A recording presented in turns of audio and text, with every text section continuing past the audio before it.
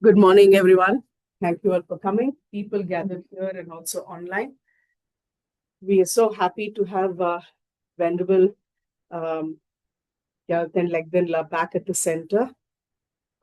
We missed Lekden for all these weeks because they were busy studying and taking exams at the Seraje Monastic University. And after the break, we are having them this weekend again to continue teachings on Bodhisattva, a Guide to Bodhisattva Way of Life by Acharya Shantideva. And these are very precious teachings. And Genla is really busy at the university, but they take time to come here.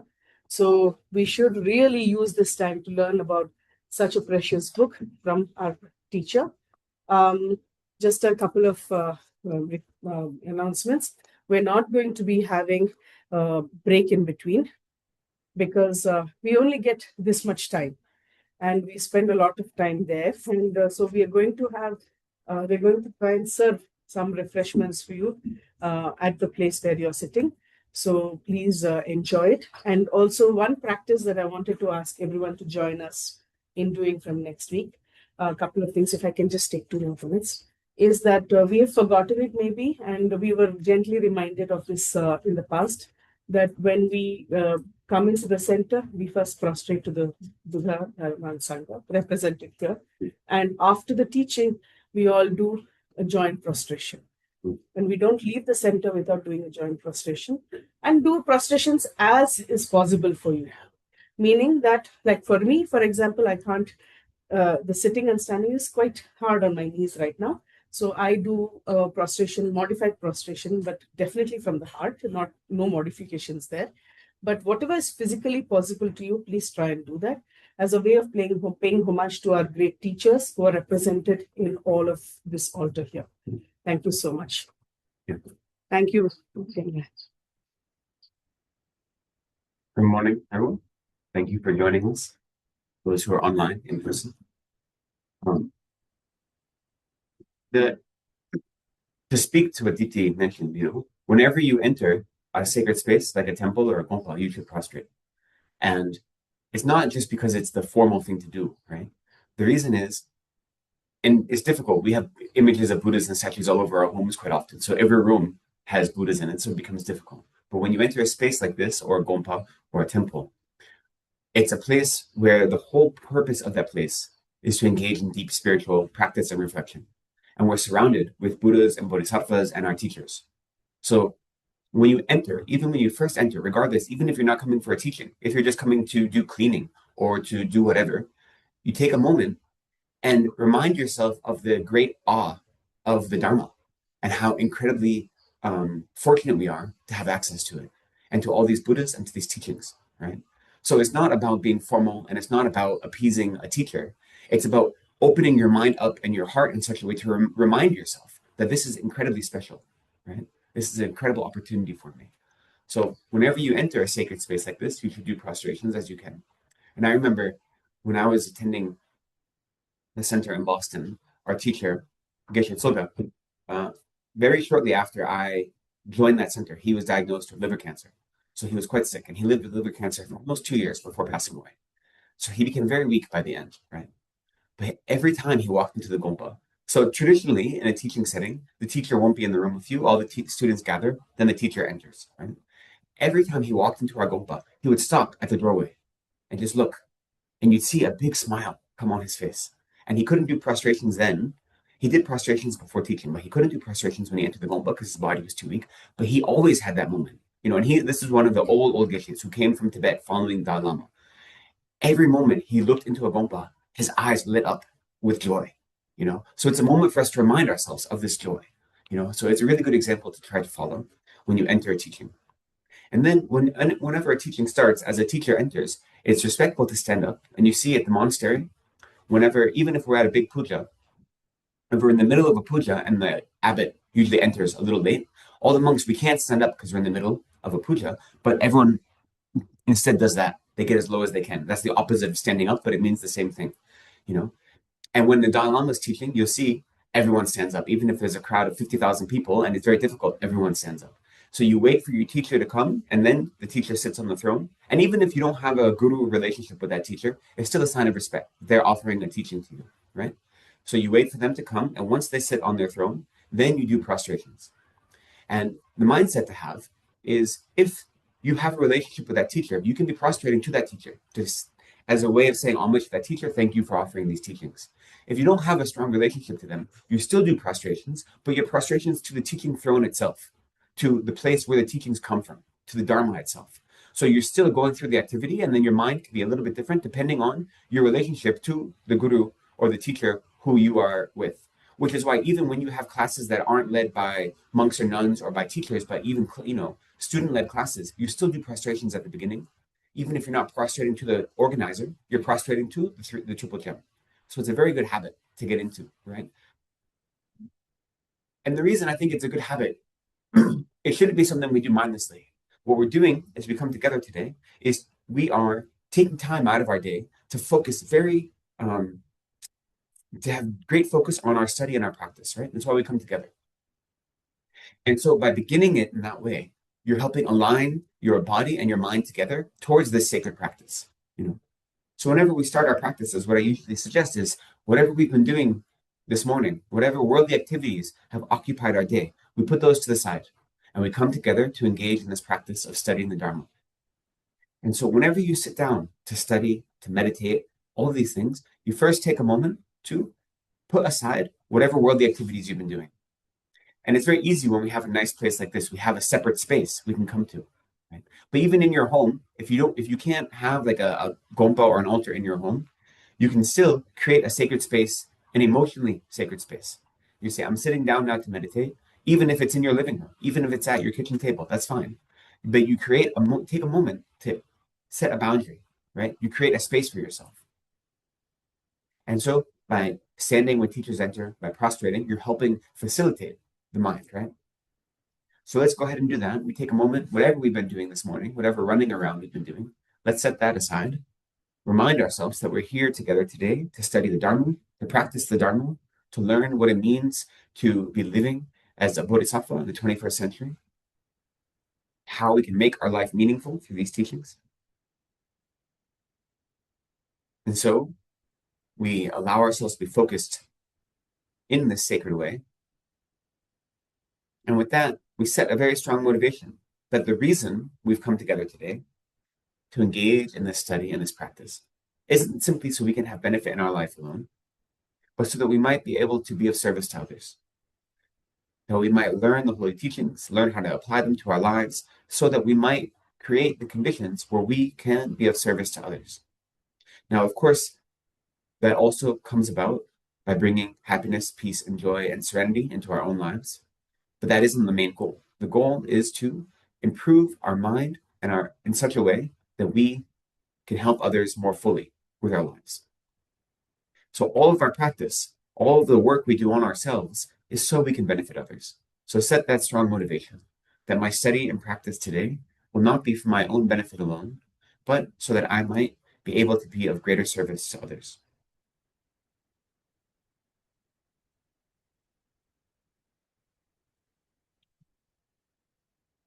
And as we set the motivation, we'll offer some preliminary prayers. I was just speaking with Deepti before we started about how over the break, you had a few guest teachers come in, and every guest teacher has different sets of prayers that they suggest doing, right? And even the prayers I do, these are about half the prayers I would usually do. And the center I attended in Boston, we did about double the amount of prayers in the beginning, and then another 20 minutes of prayers at the end. And we only had a 2-hour session. We didn't have 2.5. So depending on the center and the teacher, the balance of prayers and teaching can be different. I keep the prayers short just because a lot of time we have new people coming and I don't want to overwhelm them with prayers. But it's good to offer other prayers, especially offering the Heart Sutra at the beginning, because that is reminding us of emptiness. So we'll do our normal prayers today, but in the future we can talk about seeing if there is a set of prayers that we want for the center to try to make all of the teachings be more work together, more harmonious in that way. What's important for the prayers, generating refuge in bodhicitta is very important, and then reminding ourselves both of emptiness and compassion, the two wings of the bird, right? Those are most important aspects of prayers. And then the other things we do kind of fill in other gaps, you know. So we'll go ahead and offer, starting with Refuge in Bodhisattva, page 34 of our gold book. We will offer Refuge in Bodhisattva 3 times in Tibetan, then once in English, and then we'll continue in English.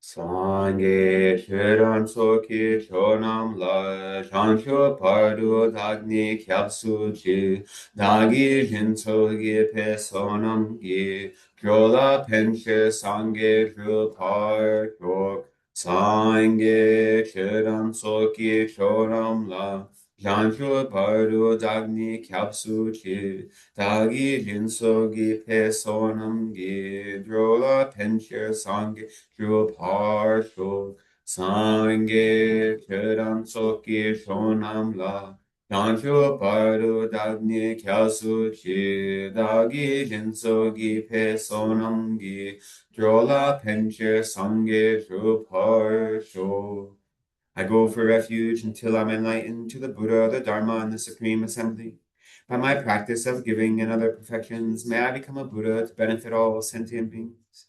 May all sentient beings have happiness and the causes of happiness. May all sentient beings be free from suffering and the causes of suffering. May all sentient beings be inseparable from the happiness that is free from suffering. May all sentient beings abide in equanimity, free from attachment for friends and hatred for enemies. May all sentient beings have happiness and the causes of happiness. May all sentient beings be free from suffering and the causes of suffering.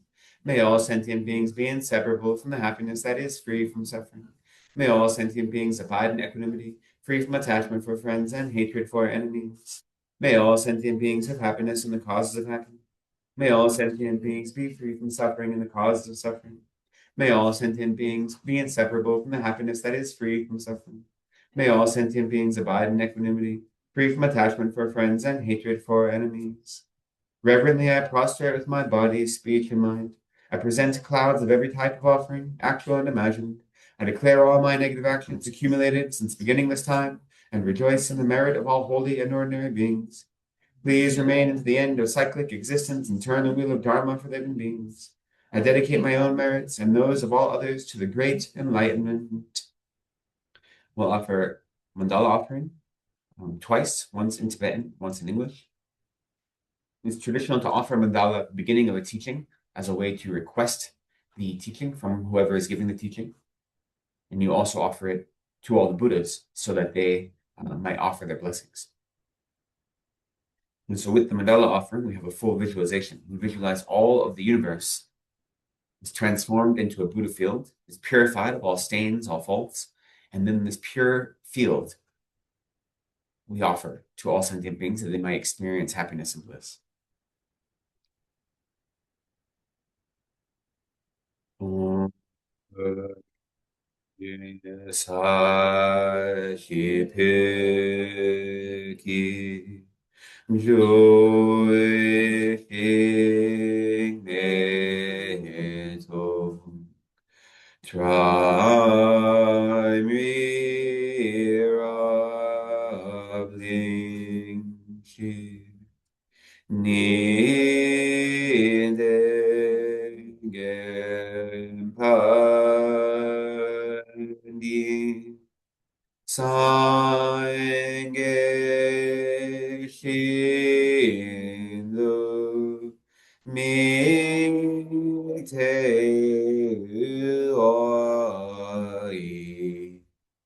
Jokin Amanda-shila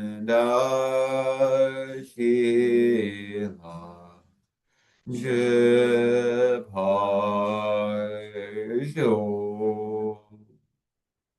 This ground anointed with perfume, strewn with flowers, adorned with Mount Meru, the 4 continents, the sun, and the moon. I imagine this as a pure Buddha field, and I offer it. May all living beings enjoy this pure land.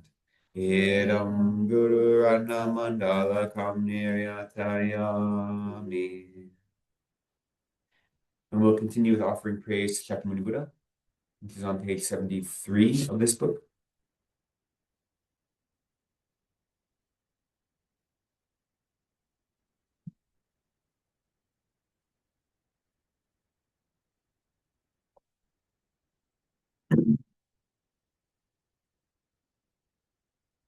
To the founder, the endowed, transcendent destroyer, the one gone beyond, the foe destroyer, the completely perfected, fully awakened being, perfect in knowledge and in good conduct, Sugata, knower of the world, supreme guide of human beings to be tamed, teacher of gods and human beings. To you, the completely and fully awakened one, the endowed, transcendent destroyer, the glorious conqueror, the subduer from the Shakya clan, I prostrate, make offerings, and go for refuge. To the founder, the endowed, transcendent destroyer, the one gone beyond, the foe destroyer, the completely perfected, fully awakened being, perfect in knowledge and in good conduct, Sugata, knower of the world, supreme guide of human beings to be tamed, teacher of gods and human beings, to you, the completely awakened one, destroyer, the glorious conqueror, the subduer from the Shakya clan, I prostrate, make offerings, and go for refuge. To the founder, the endowed, transcendent destroyer, the one gone beyond, the foe destroyer, the completely perfected, fully awakened being, perfect in knowledge and in good conduct, Sugata, knower of the world, supreme guide of human beings to be tamed, teacher of gods and human beings, to you, the completely and fully awakened one, the endowed, transcendent destroyer, the glorious conqueror, the subduer from the Shakya clan, I prostrate, make offerings, and go for refuge. When, O supreme amongst humans, you were born in this earth, you paced out 7 strides and then said, I am supreme in this world. To you who are wise then, I prostrate. With pure bodies, forms supremely pure, wisdom ocean like a golden mountain, fame that blazes in the 3 worlds, winner of the best, Lord, to you I prostrate. With supreme signs, face like spotless moon, color like gold, to you I prostrate. Dust free like you, the 3 worlds are not, incomparably wise one, to you I prostrate. The Savior having great compassion, the Founder having all understanding, the field of merit with qualities like a vast ocean, to you, the one gone to thusness, I prostrate. The purity that frees one from attachment, the virtue that frees one from the lower realms, the one path, sublime pure reality, to the Dharma that pacifies, I prostrate. Those who are liberated and who also show the path to liberation, the holy field qualified with realizations, who are devoted to the moral precepts, you, the sublime community intending virtue, I prostrate. Homage to the Supreme Buddha, homage to the Dharma refuge, homage to the great Sangha, to all 3 ever devout homage, to all worthy of respect, bowing with bodies as many as all realms, atoms, in all aspects, with supreme faith, I pay homage. Do not commit non-virtuous actions, perform only perfect virtuous actions, subdue your mind thoroughly, this is the teaching of the Buddha. A star, a visual aberration, a flame of a lamp, an illusion, a drop of dew or a bubble, a dream, a flash of lightning, a cloud, see, condition things as such. Through these merits may sentient beings attain the rank of all-seeing, subdue the foe of faults, and be delivered from samsara's ocean, perturbed by the waves of aging, sickness, and death. Great. Thank you.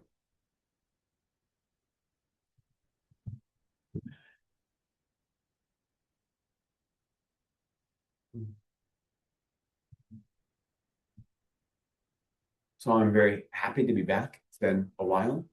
Been a very busy few months, both for us at the monastery, and I know it's been just in general, the last couple months have been busy. I'm glad that over the break you had a number of guest teachers come in. I think it's really wonderful that we had that opportunity. So now we're again trying to get into the flow of our regular teaching schedule again, so that at least the next 9 weeks we have planned out that I'll be teaching. And right now it looks like we'll alternate between in-person and online for the next 9 weeks. And then after that, we'll see where we go. Our Sunday morning classes, we tried to have them be quite open, right? We want them to be accessible to everyone. So we are studying the Bodhisattva, and we've gotten through the first 3 chapters. So we'll continue with that. But I also want to take a moment just to think about what is the purpose of spiritual practice. Like, why do we engage in this practice? And I think for me, spiritual practice, the Dharma, is about change, right? It's about creating an inner revolution, recognizing that the way I've been living in the world isn't bringing about my own happiness or happiness of others. And so this practice is designed to help me focus on how to live a more meaningful life. And that involves change. It involves an eruption, right? Whether we're doing meditation or study or service, which are the 3 types of practice the Buddha taught, that some students are inclined to practice a spiritual path by means of study. Some are more inclined to practice by means of meditation, and some are more inclined to practice through their service. Those are all types of spiritual action, right?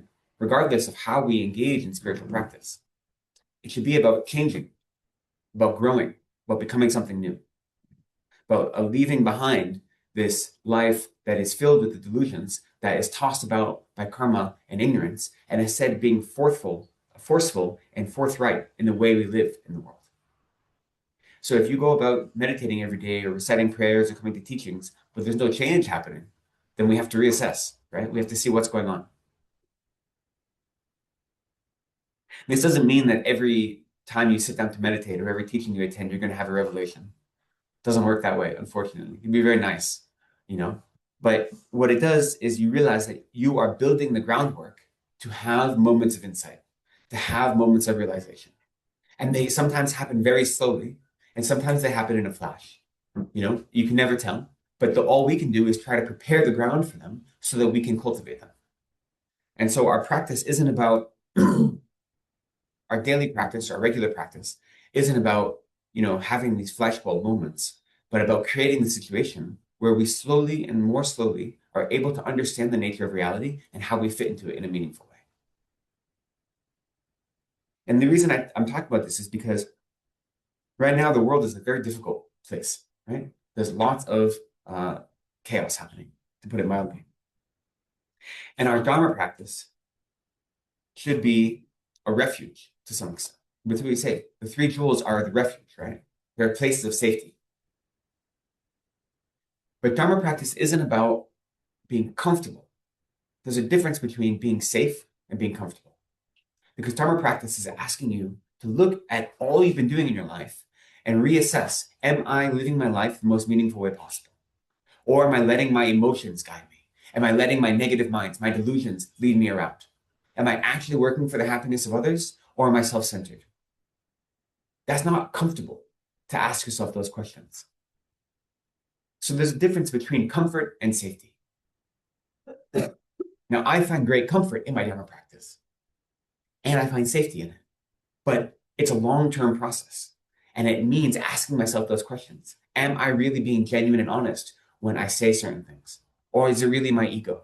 Is it really my pride that's disguising itself in some other ways, right? So I think it's important for us to recognize being comfortable isn't the point of spiritual practice. Having safety in the Buddha, Dharma, and Sangha, that is important. They're our source of refuge, genuinely. But that doesn't mean we're going to be comfortable all the time. Sometimes we have to face parts of our own mind that are uncomfortable and address them, right? And we look at the difficulties of the world right now, and we can't escape into spiritual practice. Because what our practice, especially as Mahayana Buddhist practitioners, is telling us is that our job in the world is to serve others. And so when there's chaos happening, our job is to find whatever resources we have to help others find a light in that chaos. Now, not everyone has the same resources, the same skills, the same opportunities available to them.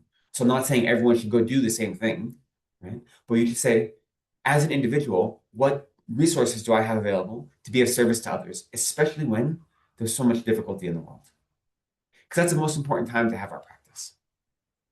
When things are going really well, then practice seems less important. We need practice when there is a storm, because practice is what anchors us, right? And what motivates us and what energizes us in our lives.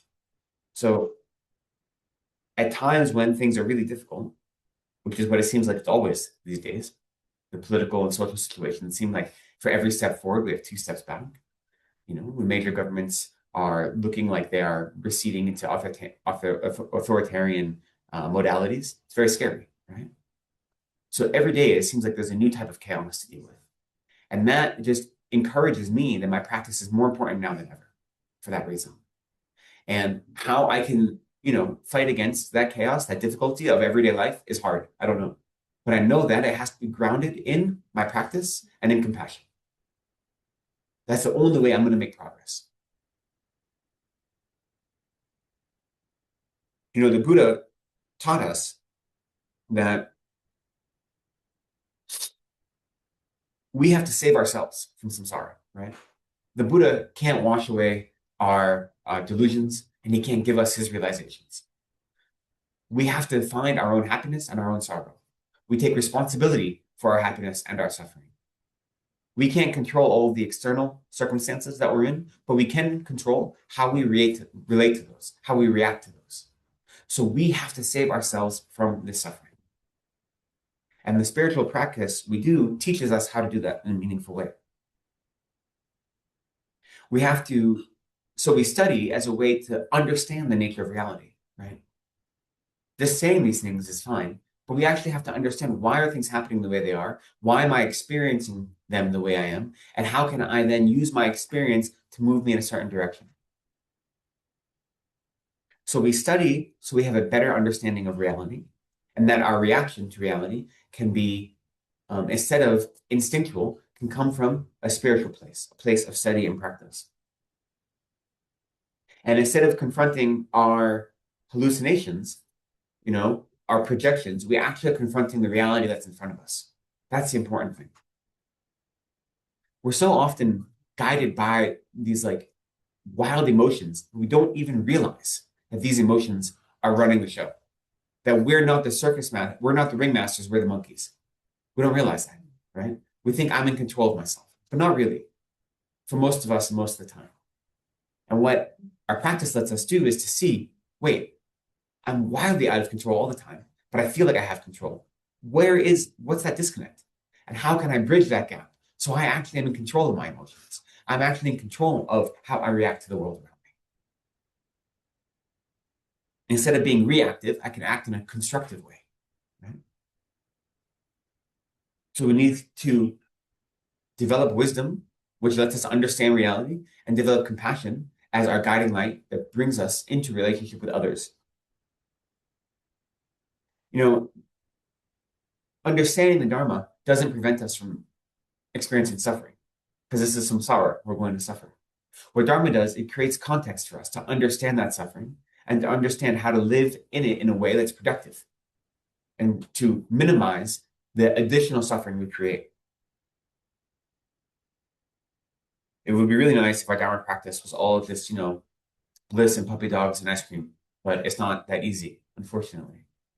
What it's doing is it's teaching us the nature of reality and the appropriate way to react to that in such a way to find contentment, to find joy, to find peace. That no matter how difficult the world is around us, we can find a place where we're not constantly battering against that world, and instead finding the serenity within ourselves to be of service to others. Those things work together, right? Any of you who has worked in a social capacity, doing work for others, even not in a spiritual way, but just in a social services way, knows, I'm sure you've had the experience of when you do things for others, it makes your mind lighter, right? When you actually can give your heart away and not focus on your ego, but focus on helping others, that makes your life more comfortable. And it makes it easier to deal with the difficulties you experience because you're not so focused on your own problems. You're able to say, my problems aren't as important as other problems. And therefore, even though those problems are real, it's not diminishing the difficulties we experience, but it's saying those aren't the most important thing. I can learn to find happiness in my own mind, even with those obstacles. And I do that through serving others in some way. So the Dharma is teaching us ways to do that outside of just worldly habits, but to create a spiritual habit where our first instinct should do that. I think what's important is and I mentioned this last night as well. Any of you who attend teachings both on Saturday and Sunday, you get some like repeat of my teachings, because when I plan for the weekend teaching, sometimes I cross-pollinate over the two classes. We need to learn how to bring our Dharma practice into the world, but not bring our worldly practice into our Dharma. Those are different things. I think everything we do has to be informed by our Dharma practice. And that means we have to study, we have to practice, we have to make sure we have confidence in our understanding of the Dharma. And then whatever worldly activities we're doing, whether it be going to work, raising a family, going to a protest, whatever it is, we do it with a Dharma mind. But we can't let the world infiltrate our Dharma, right? It has to be a one-way street. We're moving outwards. We're not letting the difficulties of the world overwhelm our Dharma practice or compromise our Dharma practice. Right? The Dharma doesn't need to be compromised by your worldly experience. The Dharma should allow you to transcend worldly experience. So we need to look at how we engage in our everyday practice and say, well, am I meditating today just because I need to relax and it's been a busy day, and so I need to like escape from the world for 20 minutes? Okay, that's a good self-care practice. That's not Dharma, and that's fine. If you need to do that, I'm not saying don't do it, but recognize that's not the same thing as practicing a spiritual path. That is just a type of self-care that is trying to escape from the difficulties of the world. It's not letting your spiritual path intersect with your worldly path. It's trying to build a wall around one part of your life and saying, this part of my life, I'm just keeping it out. And that can't sustain forever, right? Because we live in samsara. We have to learn how to take our spiritual practice and use it in our everyday life and create a bridge that combines our understanding of the world and our experiences of the world with our spiritual experiences. I just last week, a very good friend of mine who is an Episcopalian priest. I met him when I was at the center in Boston. I was the SPC for a number of years, and I started teaching like introductory Lam classes and things like this. Not the main teachings were done by two geshes, but in the evenings I did some classes. And there is a local priest who wanted to study Lojong, mind training. And so he showed up at our center. And so they kind of pushed him to me. And so I became friends with him. He'd come once a week and I'd give him teaching or instruction on mind training. And he's been a friend since then. And he sent me a message the other day because he's very distressed about what's happening in America and about the riots in Minneapolis. And he said, what would Tsongkhapa do? Like, what would Tsongkhapa do facing these difficulties? And I know that my mind isn't like Tsongkhapa's, but it inspires me. So what would Tsongkhapa do? And I said, well, you're a priest. You should have these answers, But I said, what Tsongkhapa wouldn't do is he would not be surprised that we're suffering in samsara. That's the nature of samsara, is that we suffer. And right now, it seems like that suffering is really intense and that the chaos is really high, but that's the nature of samsara, is suffering. What is more surprising is that we can ever think that we can engage in worldly activities and find genuine happiness as a result of it. That's what's more surprising.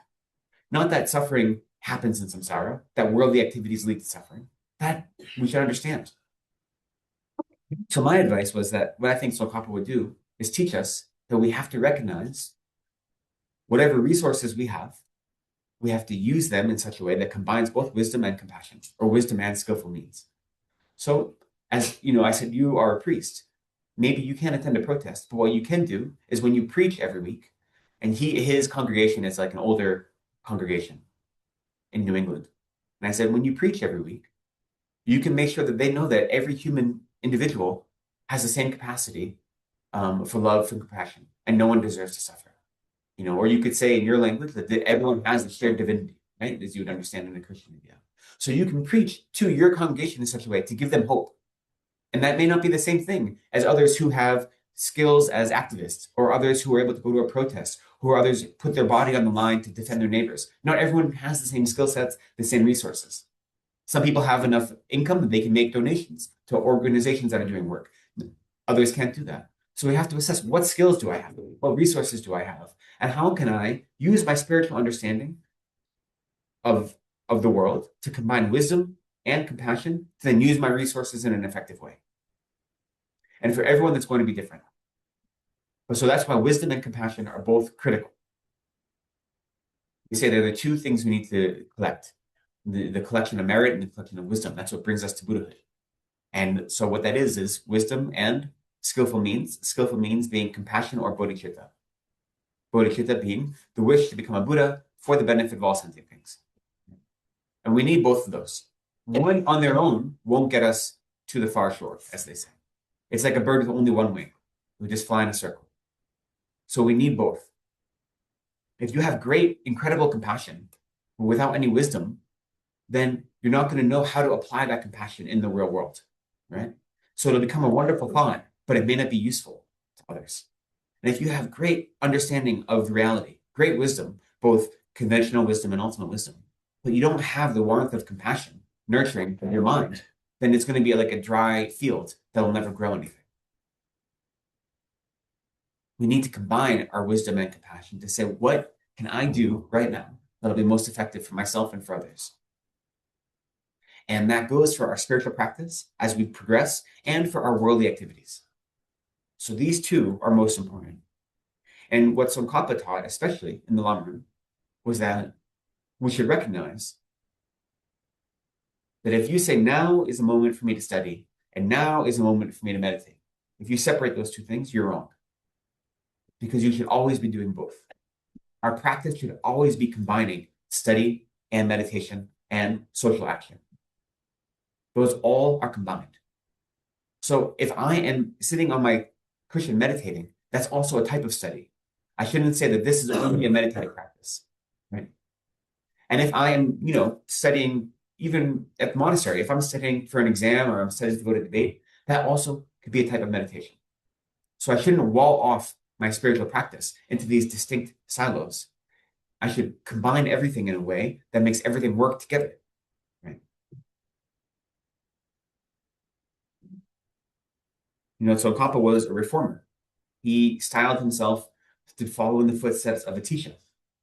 And in the early 15th century, when Tsongkhapa was coming to prominence, there was a lot of argumentation from different scholars. And instead of choosing one lineage, he looked at all of the different scholars from all the existing lineages that existed in Tibet. He analyzed what they taught. And he said, this seems correct here, this seems correct here. And that's how the Gelug lineage started, was he combined the elements that he thought were accurate through his own meditative experience. And he said that he's trying to get rid of all false views, all mistaken activities. So he prioritized having a direct pathway to the truth and getting rid of anything that was unnecessary. So that's what I think we need to do in our lives, is get rid of what is unnecessary and focus on what is important. And what is important is being of service to others. And the way we do that is by understanding our own mind. If we don't have any understanding of our mind, then how can we actually hope to help others? If I am blown about by my whims without realizing, if I'm overwhelmed by anger at the drop, of a hat, then it's going to be very difficult for me to be of service to others in a meaningful way. So we have to do the inner work so we can do the outer work. Those are both critical.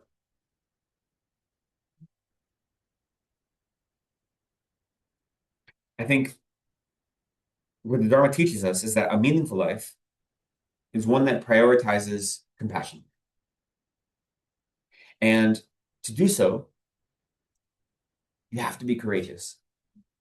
To be compassionate in every aspect of your life takes courage. To be angry is easy. To be fearful is easy. And to be courageous, to be compassionate requires courage. That's why even the word Bodhisattva, it's one of the weird Tibetan translations. So in Tibetan, in Sanskrit rather, Bodhisattva. Bodhi is awakening mind. Sattva is a being, right? In Tibetan, we say Chanchuk Senpa. And normally, it's hard to explain without showing you the Tibetan characters. So Chanchuk means awaken, Bodhi. Senpa, Sen means mind. And if you say Senpa with one type of spelling, it just means someone that has a mind. So Sattva, same thing. But that's not how they spell it. They spell it, the way they spell it, the word is for hero. So Senpa means a heroic mind of enlightenment. Or a hero that has a mind of enlightenment. The word for hero, the word for warrior is the same.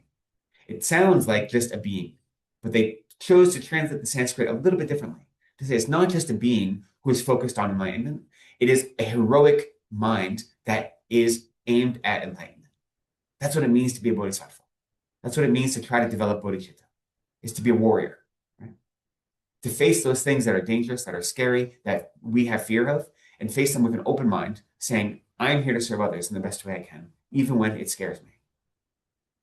That doesn't mean throwing ourselves willy-nilly into dangerous situations. We have to, again, use wisdom to say, this is what I'm capable of doing. If I go too far, then maybe it'll be difficult for me. So you don't throw yourself in, but you see what your limits are, and you say, how can I push myself to be of most service to others? And I need to have courage. Sometimes our culture looks at people that are focused on compassion, and they see them as being weak, right? That it's a sign of weakness to always be compassionate, to always be forgiving, to always be understanding. But Buddhism says, no, it takes courage. It takes strength to do this.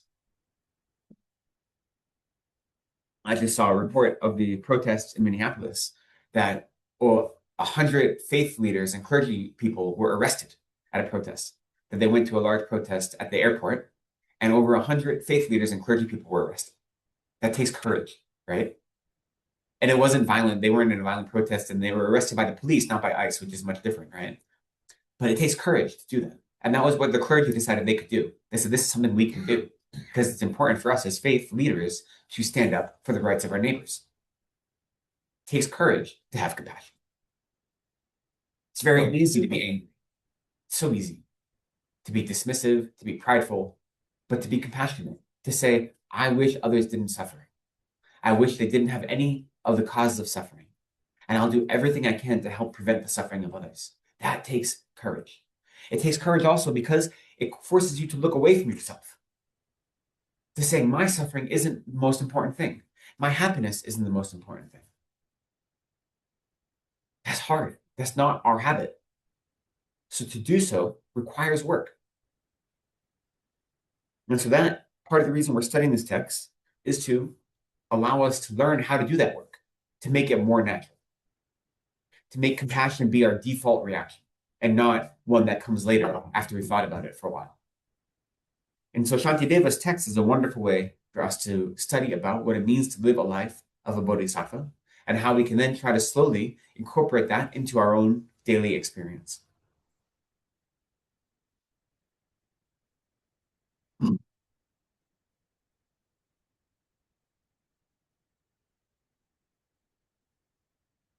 We have to start by understanding our minds. That's one of the critical insights of Buddhist philosophy. When we understand our mind, we can see how we need to learn how to control it instead of letting it control us.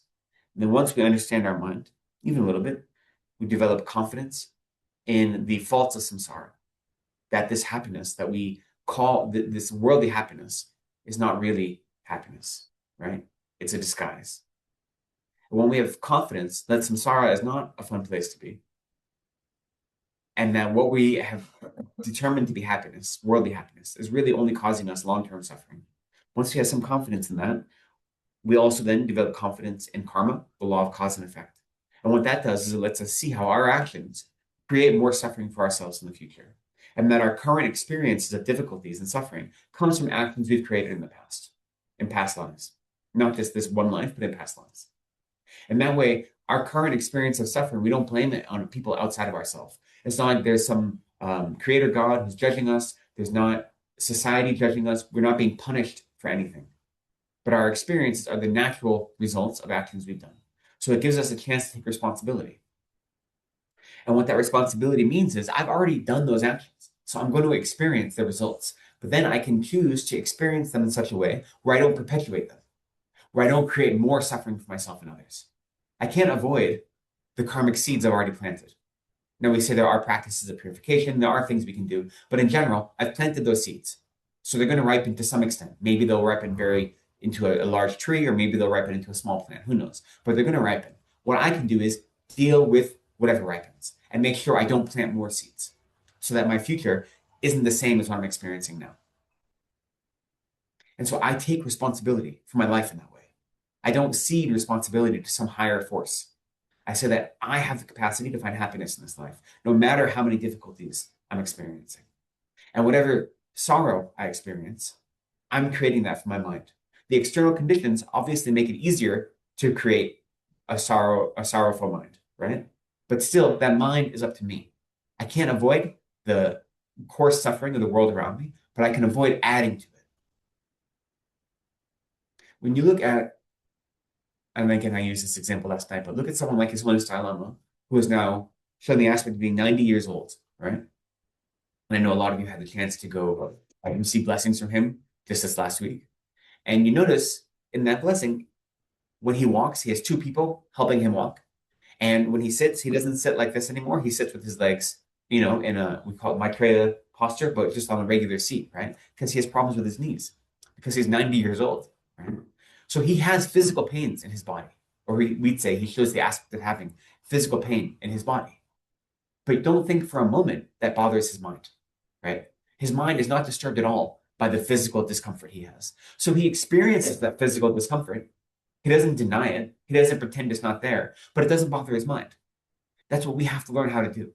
When we experience difficulties, setbacks, all of the worldly suffering that is around us, we don't allow that to then be a cause for us to create more mental suffering on top of it. Because that mental anguish is something we can prevent because we have control over it. Or we can have control over it if we practice. That also means we have to have a good understanding of what we mean by suffering and what we mean by happiness.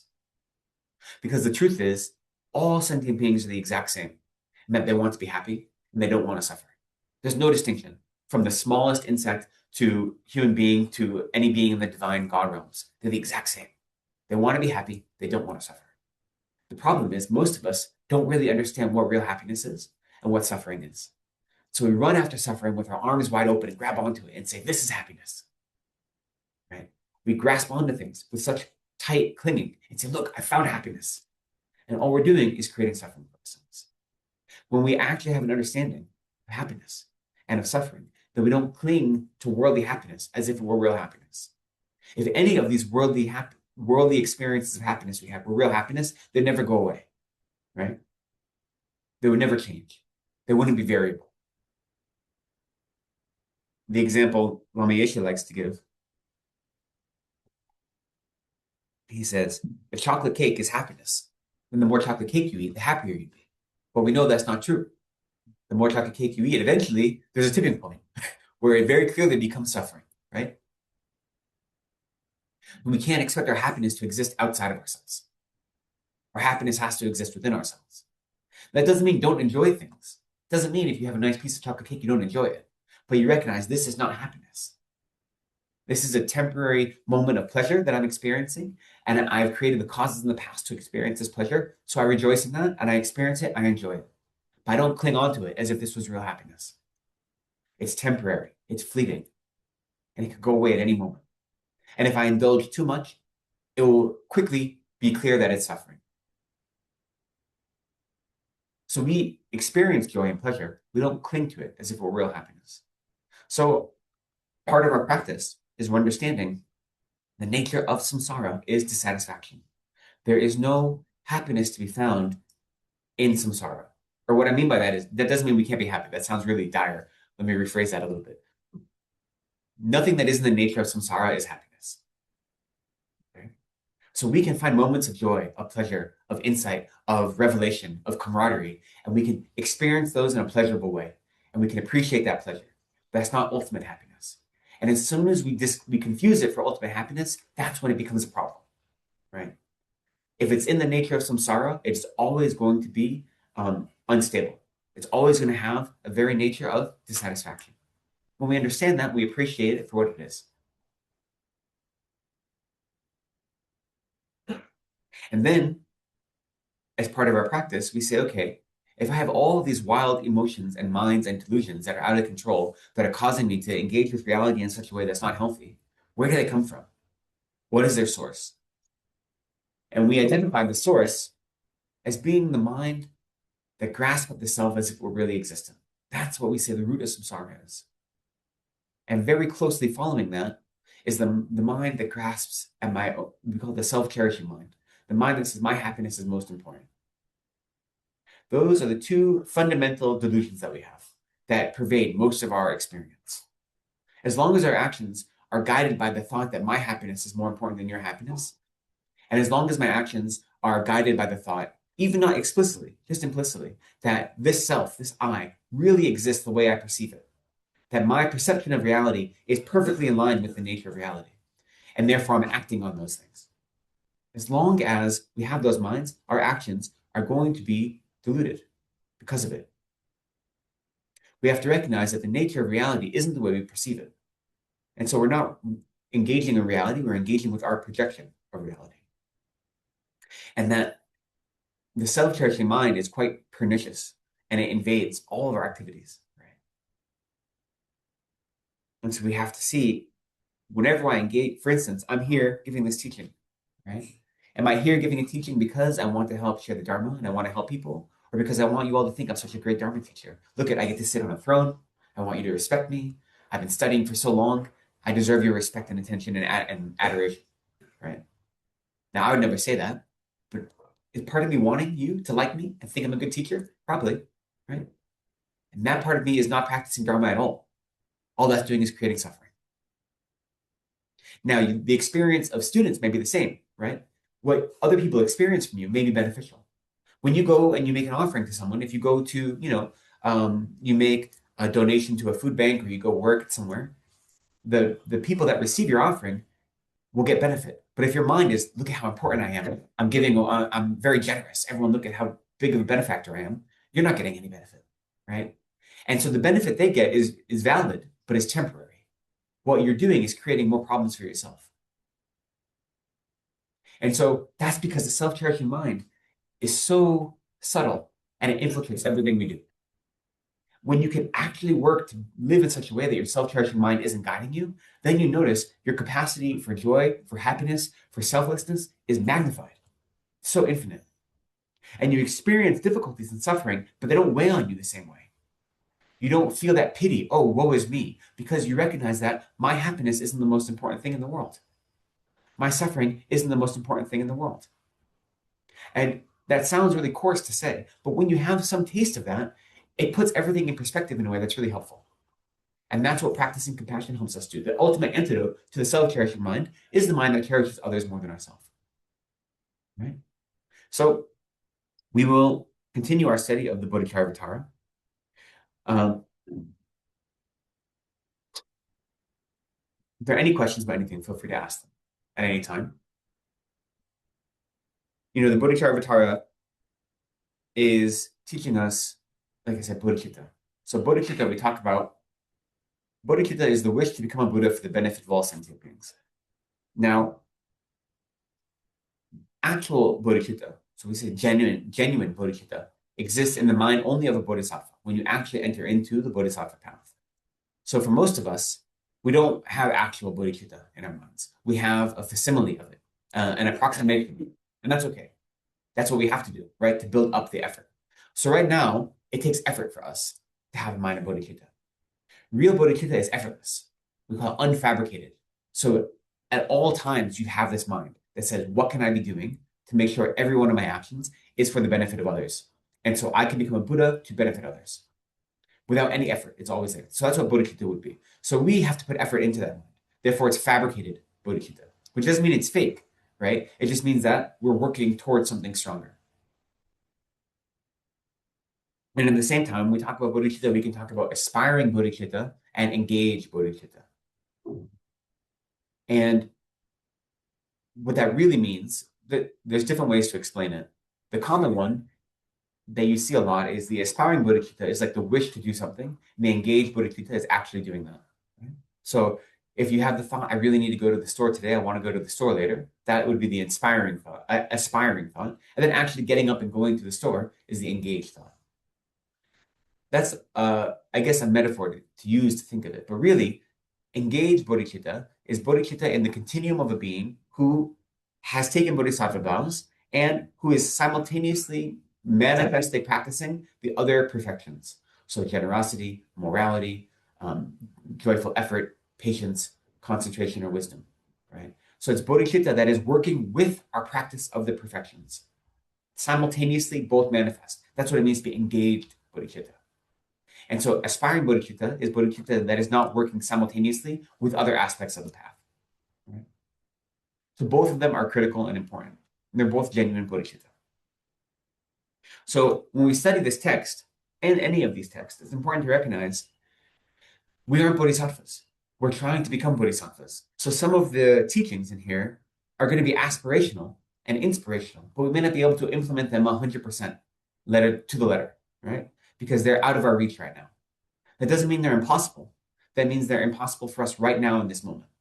So we should do our best to embody the life of a bodhisattva as best we can, recognizing that we are samsaric beings, that we're doing the best we can, and sometimes we have to make allowances for that, right? So Shantideva was an Indian scholar, right, around the 8th century, and he has two main texts that he's famous for. And this is one of them, Guide to the Bodhisattva's Way of Life. There's a whole story about how he taught this. We won't go into it again, but needless to say, he was not thought of as a great scholar because he was always in his room at the Carmela Monastery. And so the other monks thought he was taking all of the monastic offerings and just wasting them. He wasn't being a good monk, they thought. So they said, you have to prove that you're actually doing studies, so you have to teach. And they tried to embarrass him to make him teach something. And they gave him a teaching throne that was like infinitely high, so he wouldn't be able to get to it. And then they say he floated to the top, and then he just composed the whole thing off the top of his head. And then they even said the ninth chapter, which is the chapter on wisdom, he kept floating into the sky until eventually his corporeal body disappeared, and the teaching of the ninth chapter just came from the sky above. And then later, they found the whole text in written composition in his room afterward. So there are all these legends about how this text came to be, how this teaching. The important thing is, we know that he lived around the 8th century, and we can look at this text and say, what is this text teaching us? It's teaching us how to practice bodhicitta and live the life of a bodhisattva. So in general, we'd say that that would mean practicing the 6 perfections, right? Generosity, morality, or ethical discipline, patience, joyful effort, concentration, and wisdom. And so if we look at the breakdown of this text, the very coarse kind of outline, we say the first 2 chapters, or the first chapter is an introduction to bodhicitta. And the second and third chapters, which are about confessing downfalls and fully engaging bodhicitta, are how to realize or actualize bodhicitta through practicing the 7-limb prayer. That's what's contained in those first 2, in the second and third chapters. And so the first 3 chapters combined teach us how to develop bodhicitta. And then the 4th and 5th chapters are both teaching us about the perfection of morality, or the ethical discipline. And the 6th chapter is teaching us the perfection of patience. And so those 3 chapters, 4, 5, and 6, are teaching us how to prevent what bodhicitta we have accumulated, prevent it from declining. So first we develop bodhicitta in the first 3 chapters, we prevent it from declining in the next 3 chapters. And then 7, 8, and 9, which are joyful effort, concentration, and wisdom, teach us how to then take that bodhicitta we've developed and increase it, to constantly increase it more and more, to develop it even greater. And then the last chapter is the dedication chapter. So we can break the text into these 3 parts: how to develop bodhicitta, how to prevent bodhicitta from declining, and how to then increase our bodhicitta, or continuously develop it, they say. And then within that, we have the 6 perfections. Now, we don't have a chapter specifically about the perfection of generosity. That's included in the second and third chapters where they teach the 7-limb prayer. That is, the perfection of generosity is included in that. So now today we're starting the 4th chapter. And the 4th and 5th chapters combined are embodying the perfection of morality.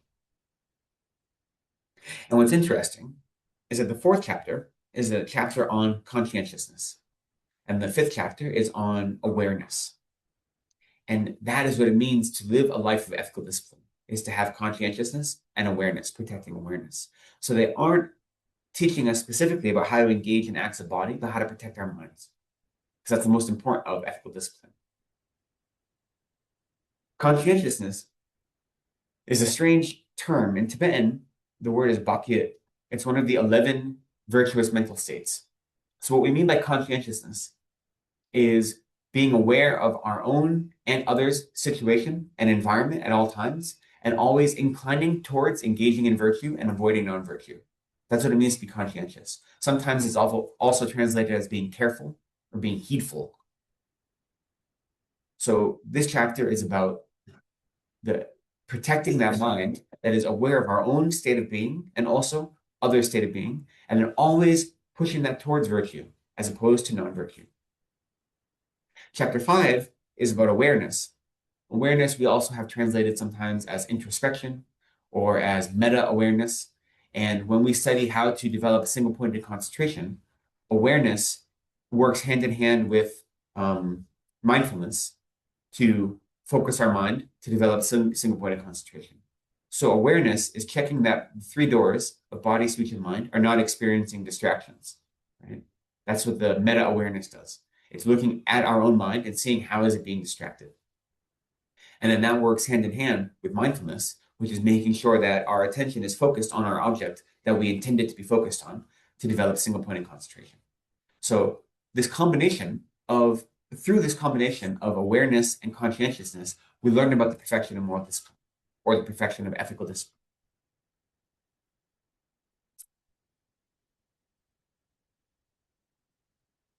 We generally say there's three types of ethical discipline.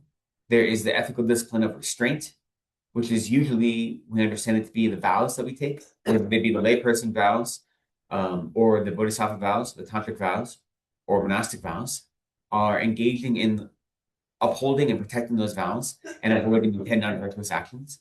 So that is the moral discipline of restraint. And then there's the moral discipline of increasing virtue. So we say part of moral discipline, ethical discipline, morality is not just avoiding negative actions, but also engaging in virtuous actions. That's also included in morality. It's a different category of morality. And then the third type is the morality of ripening others or being of service to others, benefiting others, is itself a type of moral action. So all three of those are the types of morality that are included in the perfection of moral discipline, which is the second of the 6 perfections. And here, again, we're talking about them in the context of generating conscientiousness. So being aware of our mind and of others' minds. And now, as we begin, we'll go through some of these verses. And what time is it? 11:15. Okay. The goal is to teach for to have a little more conversation, and then we'll have some time for meditation, and then time for Q&A at the end. That is kind of the plan. That's my plan every week. It doesn't always happen that way. And if you have attended my Sunday morning class, I often know that the meditation sometimes gets cut very short. I'll do my best not to today. We'll see. But anytime you have questions, you can ask them. But as we start this chapter, we can look at it together in our text. It's important to remember that, so chapter 4 is beginning the second section, which is how to prevent our bodhicitta from declining. So the 3 chapters that came before this were how to actually develop a mind of bodhicitta and how to engage with it in a meaningful way. And so we start this chapter by talking about what would happen if I achieved bodhicitta and then let it degenerate or gave it up, and how much of a travesty that would be. So that's the context for where we're starting right now.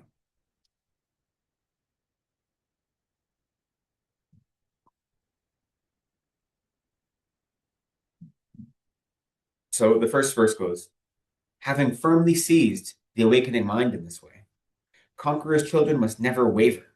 They always should exert themselves to never stray from their practice, or you could say from their training.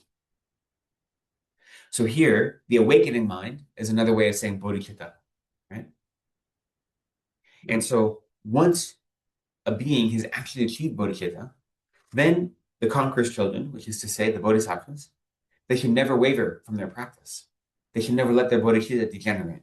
They should never stray, which is to say, they should never allow their bodhicitta to decline, but they should always work to increase it more and more.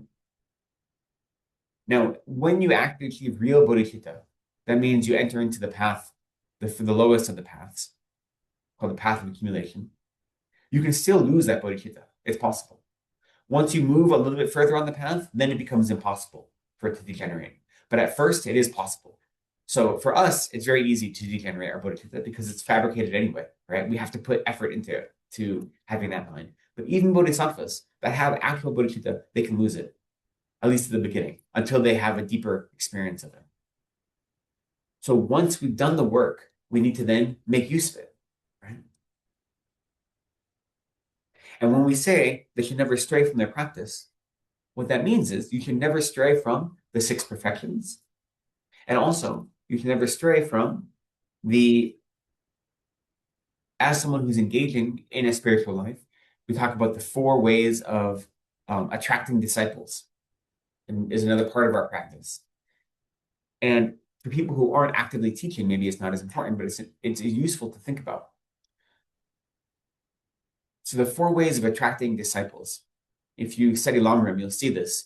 An appropriate teacher is a teacher who embodies the 4 ways of attracting disciples. So it's useful to know. The first one is a teacher that practices generosity, both the generosity of giving Dharma, but also worldly generosity when available. that attracts disciples. It makes people want to spend time with them. So that's the coarsest, easiest level of attracting disciples. And then the next of the four ways of cultivating or attracting or gathering disciples is to give kind or beneficial words, whether it be praise or just kind or instructional words. Because when you want someone to be able to be ripe to receive Dharma instructions, you have to approach them in a certain way. That's what these are teaching us. First, you're generous with them, and then you speak to them kindly. But then the third one is one of the most important. You speak in alignment with their aims. And what that means is you give instruction in a way that's able to be received by the students or by that specific student. So it's not that you're not teaching the actual Dharma, but you're teaching in such a way that lines up with what that student needs to hear in a meaningful way. So if the teacher is always given these high-level, high philosophical teachings that go over your head, then that isn't an appropriate way for you to be reacting to that teacher or to that student. So you need to teach in such a way or speak in such a way that's in alignment with the student's aims or their needs. But then the last one is that a teacher should be in harmony. The teachers, their speech and their actions should be in harmony, which is basically that when you give instruction, you should also be doing that same thing. So if you see a teacher who's giving all this great instruction, but then they're acting in the opposite way, then that is not an appropriate person to be teaching. And so for those of us who are not bodhisattvas, I think these are still four qualities that it's important for us to cultivate as we're trying to cultivate a life where we're serving others. What does it mean to serve others? How can we be of service to others? We should be practicing generosity, both in giving spiritual instruction, but also in whatever generosity we can give. We should use kind and pleasing words because we want to. I don't know if this is a good analogy or not, but think of a terrified animal, right? If you see like a dog that is scared and they're in a corner, you don't just grab them. You approach them slowly. You try to calm them down because you can see how terrified they are. And you know that if you act too quickly, it's going to cause them more fright. The truth is, all of us are terrified animals that are backed into corners all the time. That's what it means to be in samsara, especially to be in samsara and not have access to a spiritual path. You're constantly backed into a corner and terrified. Most of the human beings that you engage with every day are terrified animals backed into a corner. They don't realize it, but that's what their minds are doing. So if you just rush at them and say, look, I'm going to give you something, the first instinct is to like close off, right? Or to push you away. When you realize, so I'm not demeaning people by calling them animals. That's not what I'm saying. But I'm saying that our minds are so reactive that we need to approach people in a way that is compassionate and recognizing the difficulty of everyday life. Right? And then once we able to enter into their mind a little bit, what I mean is like let them put down their guard a little bit by offering them generosity, by being kind to them, then we make sure that the way we're helping them is the way they need to be helped. If we are just trying to say, I know what you need, I'm going to tell you what's best for you. Here, do this thing. Here, take this thing. That's not helpful, right? Even if you go to the doctor and the doctor gives you medicine and he doesn't explain to you why this medicine is useful, what this medicine is doing, it's hard for you to want to have any motivation to take that medicine, right? Sometimes you do. Sometimes you might just have perfect faith in your doctor. So they say, take this, and you say, okay, you take it. But for most of us, you say, well, what is this doing? Why am I taking this? How is this going to help me? And that small bit of knowledge makes it easier to then take the medicine. The medicine is the same no matter what, but being able to be treated in such a way that recognizes your own humanity makes it easier, right? So we have to approach people when we're trying to help them with a mind of generosity, with a mind that is calm, that is trying to not provoke them, that has generous and kind and patient words. And then we make sure we see, what do they need? Am I actually giving them what they need, or am I giving them what I think they need? Which aren't the same thing. And then when I can understand what they need, I'm doing my best to help them. Then we make sure that any advice we give, we are living up to that same advice ourselves, that we're not acting in a hypocritical way. And so these are four ways, they're four attitudes that every bodhisattva adopts, and there are ways to engage in the practice of bodhisattva as these four attitudes.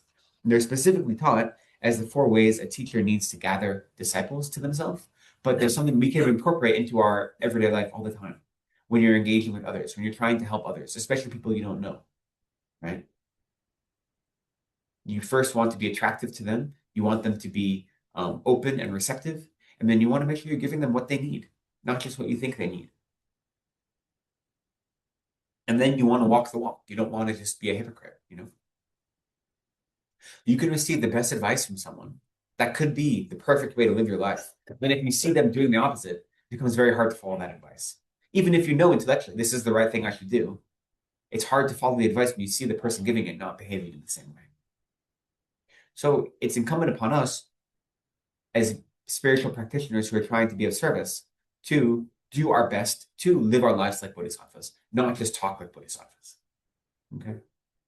And so this first verse is pointing us to that once you've actually grabbed onto the mind of enlightenment, whether it be fabricated bodhicitta or genuine bodhicitta, then we have to make sure that we're always focused on it. We don't let our mind waver from practicing the 6 perfections, right?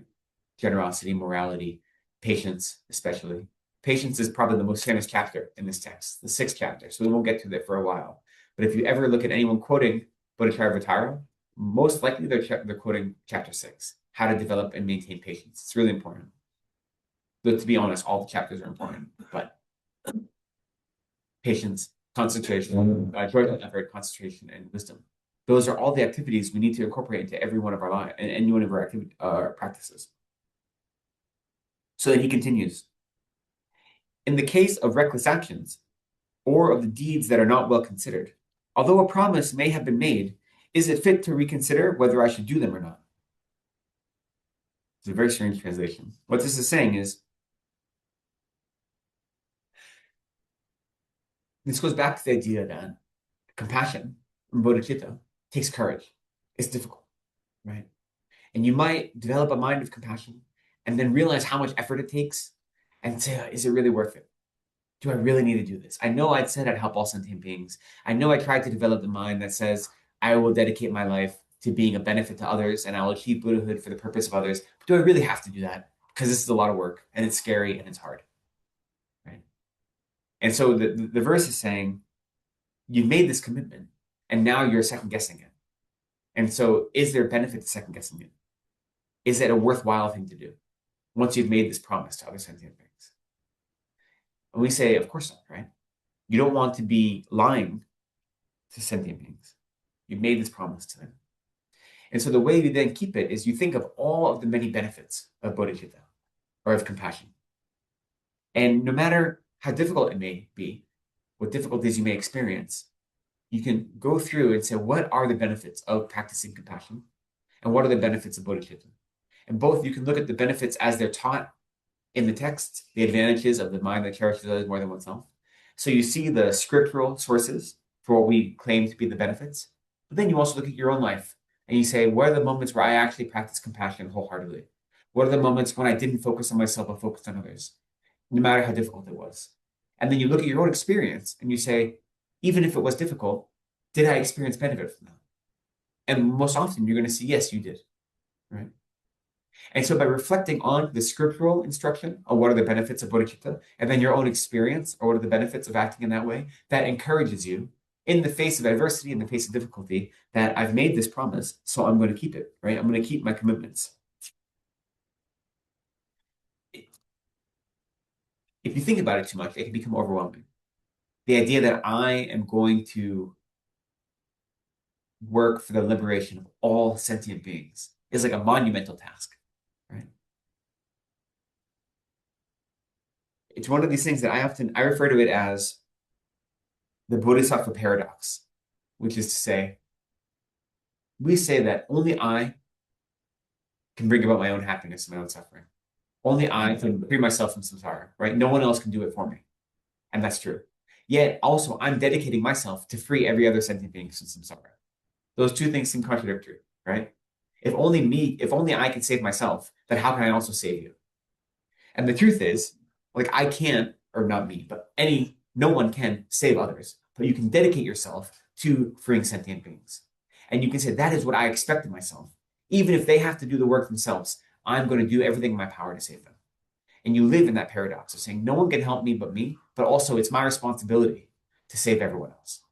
That's what it means to live as a bodhisattva, is in that paradox. And that is a monumental task. It's really, really hard. And it can feel overwhelming. It can feel overwhelming, especially when everything is really difficult and when the world is so hard. And it seems that there are people that don't want to be saved, that they're happy to be angry, to be fearful, to be mean, cynical. And it seems like they find delight in that. How can you save people like that? It can become really difficult. And so to try to cultivate bodhicitta is to remember that in those moments, we don't need to put down our mind of bodhicitta, but maybe we reassess our strategy.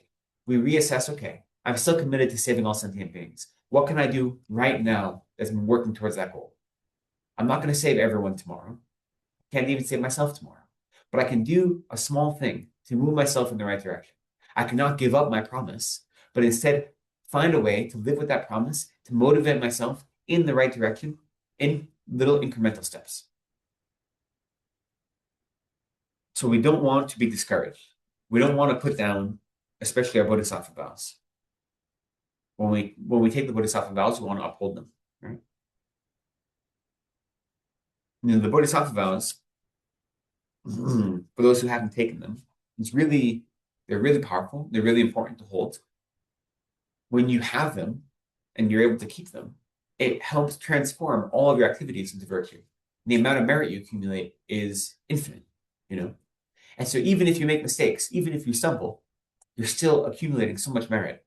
And it's helping realign your mind to always focus on others. So it's not just that these vows somehow become like these magnifying lenses to give you more merit for yourself. What they're doing is shaping the way you perceive the world, right? So there are 18 root bodhisattva vows and 46 secondary vows. And when you take them, you don't take them individually. You just take the whole. When you take the vows, they all become like they're part of a package, you know? You don't have to go through them individually. Most of them are very easy to keep, especially the 46. It sounds like it's an overwhelming number. They're very easy. Some of them, I mean, my favorite one is you will never destroy a town. And you say, okay, I can do that one. I don't even have to effort. I'm not going to destroy any towns. There's a reason for it. It sounds silly. There's a reason for it.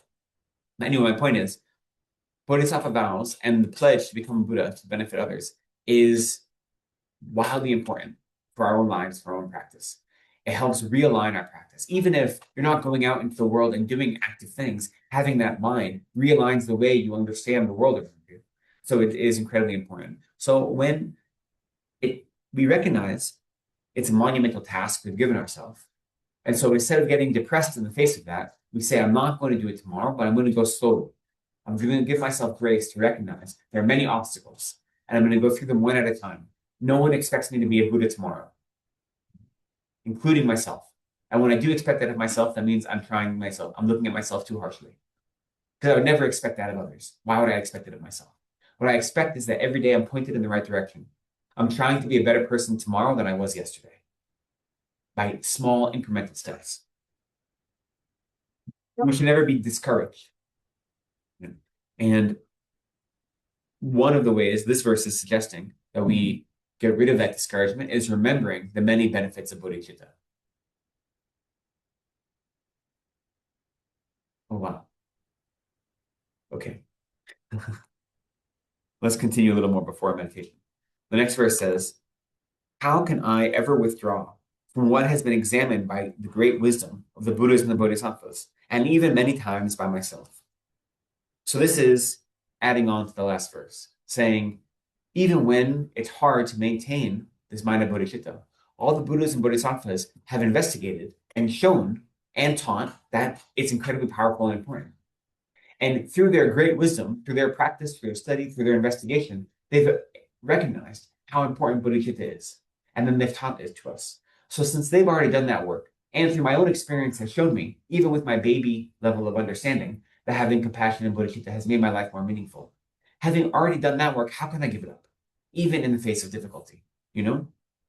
So this verse is just adding on to the last one, saying that even though it's difficult, I've done the work to see the benefit of it, and the Buddhas and Bodhisattvas have done even more work with their great wisdom to show the benefit of it. So I should trust in that work, right? I should trust in that analysis, and then allow myself to always embody bodhicitta, even when it's difficult.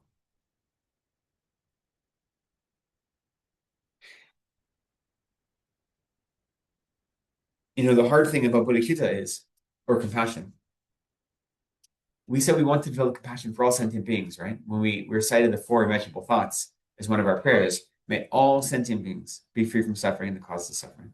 That's what we mean by compassion. That's not just the sentient beings I like. That's not just the sentient beings that are nice to me. That's the sentient beings who are wearing masks and killing my neighbors. I want them to be free from suffering as well. Those are the sentient beings that are causing harm all around the world, that are trying to struggle for power and are, creating chaos and animosity. I want them also to be free from suffering. That's hard, but it's critical, because if we only reserve our mind of compassion for people we like, and we don't reserve it for people that are harmful, then it's never really true compassion. It's partial compassion. It's not going to lead us to Buddhahood. It's still a good mind, right? Wishing for the people that we care about to be free from suffering. That's still beneficial. It's still virtuous. Don't get me wrong. But it's not going to lead us to bodhicitta. It's not going to lead us to the life of Bodhisattva, because it's partial. We need to wish for all sentient beings to be free from suffering.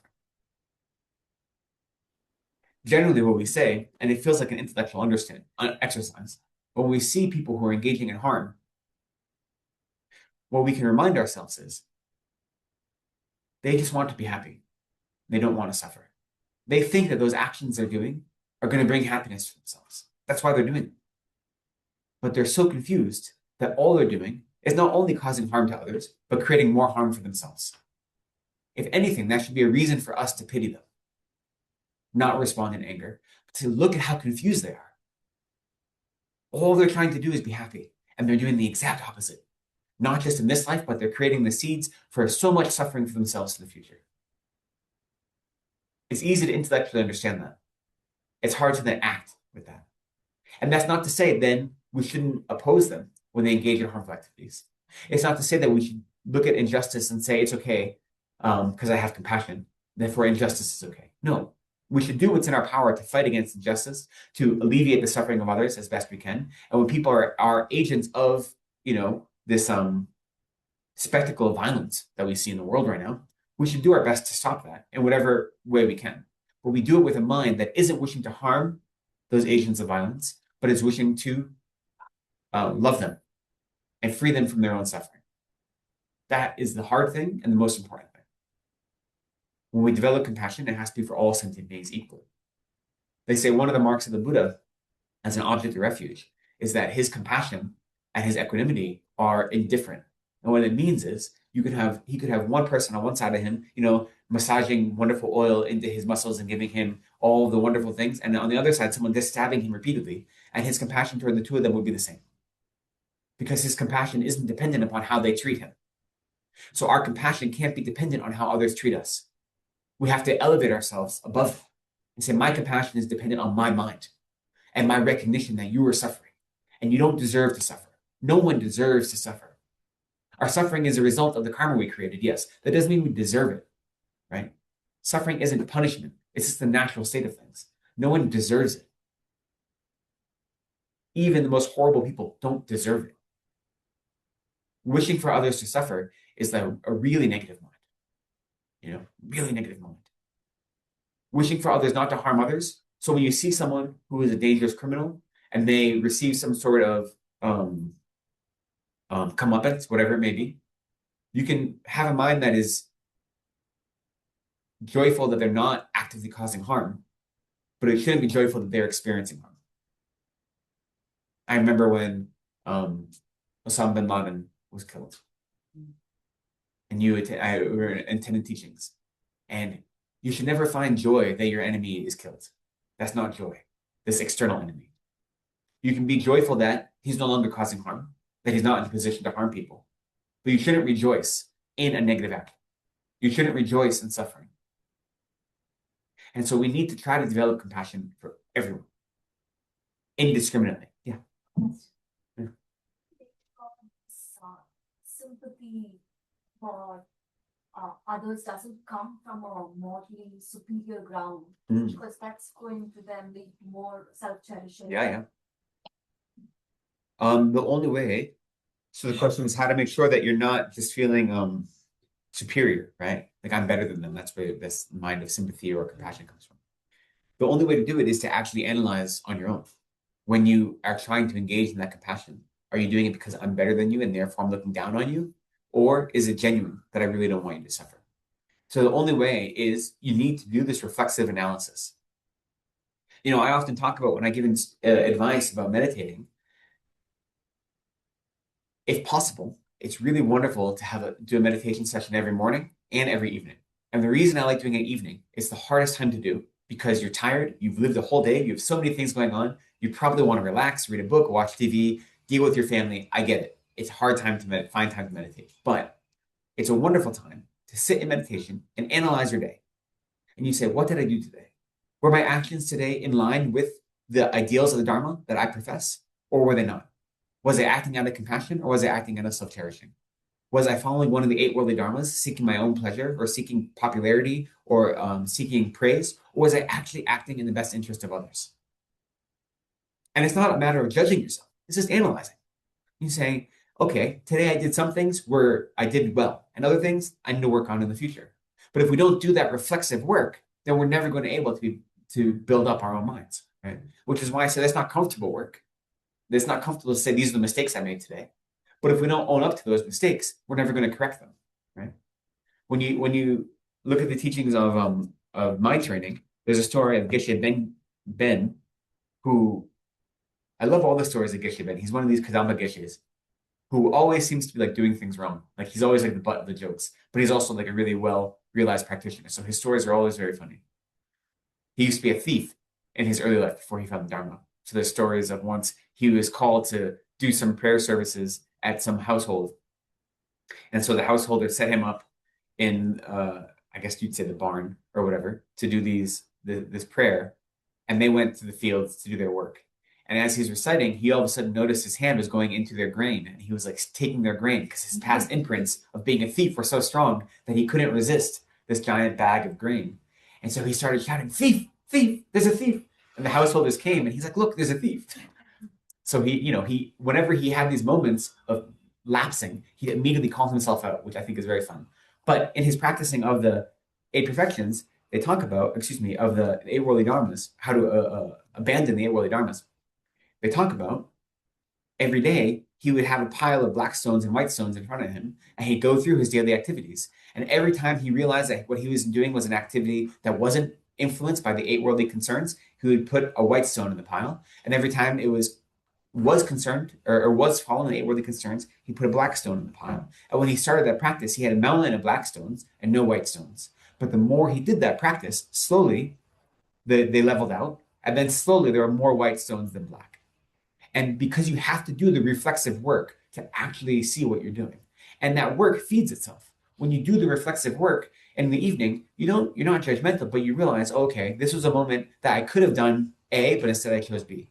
And once you become aware of that, it's easier to choose A in the future, right? So it naturally feeds in to the spiritual impulse.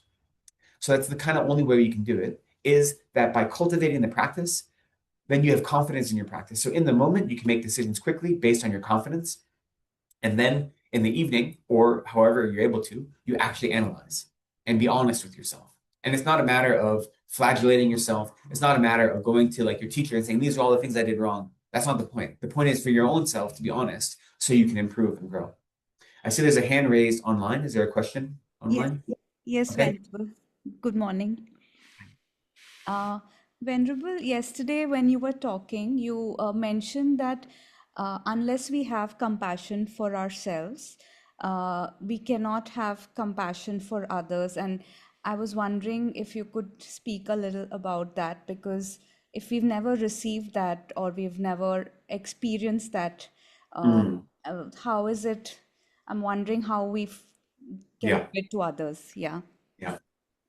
So the question was, if you don't have compassion for yourself, how can you have compassion for others? And this is based on something I said last night, but that's not quite what I said. What I said was, if we don't have control of our own emotional mind, of our own emotions, how can we expect to be of service to others if we're constantly controlled by our negative emotions? But it is true in contemporary self-help circles, they talk about having self-compassion, how important self-compassion is.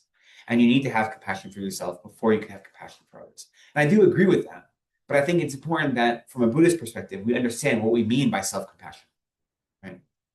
And if your idea of self-compassion is simply like, going to the spa, or like, going on shopping therapy, or indulging all of the things that you desire, that's not self-compassion, okay? That is self-samsara, let's say. So for me, we think of what is compassion. Compassion is the wish for other sentient beings to be free from suffering and the cause of suffering. So therefore, self-compassion would be the wish for me, myself, to be free from suffering and the cause of suffering. And what is that? That's renunciation, right? So the mind of renunciation, the mind that wishes to be free from samsara, is what I understand to be self-compassion. And so if you don't wish yourself to be free from suffering, if you don't wish yourself to be free from all of the travesties of samsara, then it'd be silly to wish others to be free from it as well, right? You wouldn't be able to. You don't have the basis for it. So whenever I hear the term self-compassion, for me, it means renunciation. And renunciation doesn't mean becoming a monk or a nun. It doesn't mean giving up the world and living in a cave. It means not being attached to samsara, not being attached to worldly happiness, not believing that worldly happiness is all there is. That's what it means to renounce samsara. So renunciation in Tibetan, the word is nejung gesampa, a mind of definite emergence is how you translate it literally. A mind that is emerging from the quagmire of samsara. So if you haven't experienced compassion from others, right? If you've been in difficult circumstances all your life, it can be difficult to believe that others wish you well. I can appreciate that, That's why you start with the wish for yourself to be free from suffering. That's what we mean by self-compassion. I don't want to suffer. I don't want to be trapped in samsara. I recognize that as long as I'm in samsara, my ability to serve others is limited, and that my ability to serve myself is limited. So therefore, I want to engage in the actions that aren't grasping onto samsaric happiness as if they were real happiness. I want to cultivate a mind of contentment that no matter the difficulties that I experience, the worldly difficulties, my mind isn't thrown up or down, but stays level and stays calm. And I can find a sense of peace even with outward obstacles. That's what it means to work on cultivating a mind of renunciation, a mind that wishes to be free from samsara. And then from that place, even if we haven't experienced others explicitly expressing their love or compassion toward us, we have a mind of, if suffering is so great in samsara, I recognize that. I don't want it for myself. How could I ever want others to experience that suffering? And that's the basis upon which we develop compassion. So it's not dependent on others' actions. My wish for you to be free from suffering, my wish for you to have happiness, isn't dependent on you, on how you act, on how you treat me, on how you treat others. It's me recognizing that every single sentient being has the same capacity to become a Buddha. Every single one. In Tibetan, we call it, in Sanskrit, it's called Tathagata, the seed of enlightenment. They often translate it, right? Or the Bodhisattva, the Buddha potential. Every single sentient being has the same capacity to become Buddhas. So because of that, I don't want you to suffer. I want you to realize your full capacity. Not because you're a good person or a bad person, but because you don't need to be suffering. There's no benefit to suffering. So my wish for others to be free from suffering isn't based on others. It's based on my mind, right? Which is the ideal. It takes a while to get there. Like I said, it's easier to have compassion for people that are nice to you in the beginning. And so when you practice in our meditation today, you start by generating compassion for people that are your friends, that people that you care about. And because that's easy, it becomes natural. But then eventually you try to generate compassion for people that are harmful to you. So you start with what is easy, and then when you feel comfortable with that, then you go and you turn up the difficulty level a little bit. But you start with what is comfortable, and then you push against your boundaries of comfort, right? So even what I can say also, and this next bit, I guess, requires a little bit of faith. But if in your life you haven't been the recipient of compassion, or it doesn't feel like you, that's okay. It's okay. Yeah. No, that's okay. Thank you. If you haven't experienced others expressing love or compassion for you very much in this life, you should always remember that the Buddhas and Bodhisattvas want nothing more than your happiness. And they want nothing more than for you not to suffer. Now, you may not in your life have the experience of them for whatever reason, but if you develop a small amount of faith through your practice, through your study, through your understanding of what it means for me to live the life of Bodhisattva, or try to live the life of Bodhisattva, then I can have confidence that there are others like me or more advanced than me who actually do wish me well. I may not have met them in my life. They may not have affected my life right here and right now, but they exist. That I'm not all alone, right? I'm still responsible for my happiness and suffering, but there are others who are teaching the Dharma, who are meditating, who are working on their own minds in such a way that there is a community, even if it's not one that I can see and that I've experienced in my life. So for me, sometimes that is a helpful reminder. Even when I don't experience it directly, even if I feel like everything is against me, that's my perception.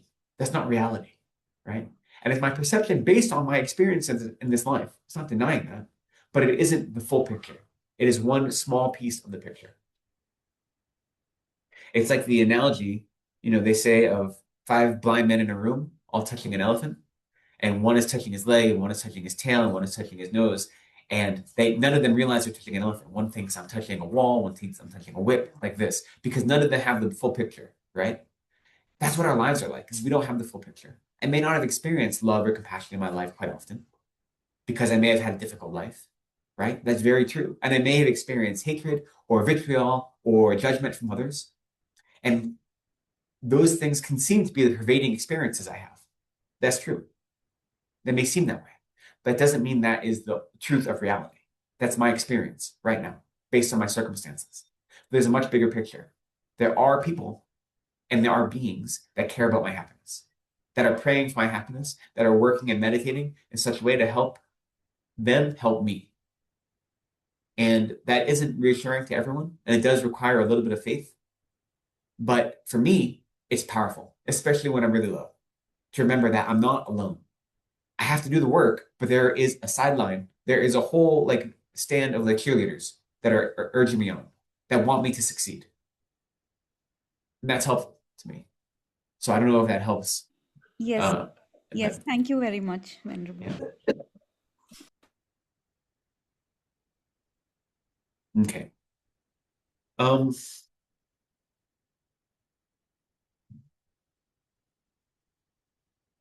Let's do the next 2 verses, because I think they are covering the exact same material, their extension on the same topic, and then we'll do meditation. So we finished verse 3, right? Okay. So let's actually do the next 3 verses, starting with verse 4. If, having made such a promise, I do not put it into action, then by deceiving every living being, what kind of rebirth will I take? If it has been taught by the Buddha that those who do not give away the smallest thing, which they once intended to give, will take rebirth as hungry ghosts. Then, if I should deceive all beings, after having sincerely invited them to the unsurpassable bliss, should I take a happy rebirth? So what this is saying is, if I've made this promise that I'm going to liberate all sentient beings, and I go back on that promise, how can that do anything but harm me, right? If I've committed myself to being of service to others, and then I go backwards on it, and I actually abandon that thought. That's what it is, the important thing. I abandon it. Then, of course, it's going to throw me into negative rebirths, or it has the potential to. And so the example he gives is the Buddha taught that those people who intend to give some small thing away and then change their mind the last minute and take it back, that is the cause to be reborn as a hungry ghost, right? So if you say, I have this book and I read it, I think my friend really like it, I want to give it to them. And then the last minute you say, you know what? I kind of want it for myself. I don't give it to them. It's just a small thing. It's a book, maybe 500 rupees. But that can be a cause to be reborn as a hungry ghost, because it's really encouraging your own miserliness. You had a mind that said, I want to give something away. I plan to give it away. Then the last minute I take it back. And if that's the case for small things, this is such a bigger thing. I want to bring you to what does it say? I sincerely invited them to unsurpassable bliss. What that means is I invited them to become Buddhas. I invited them to be free from all suffering. And now I'm abandoning that thought. So of course that has to be a heavy abandonment, right? So the important thing about these verses, they aren't to make us fearful, right? We shouldn't be afraid of trying to generate bodhicitta with the mindset, oh, I should never try to generate bodhicitta because then if I don't keep it up, I'm going to be born in a hell realm or something. That's not the point. The point of these verses is that we should work against our laziness, right?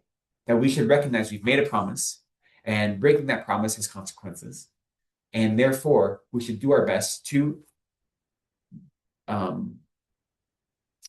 always embody effort, right? Dreadful effort.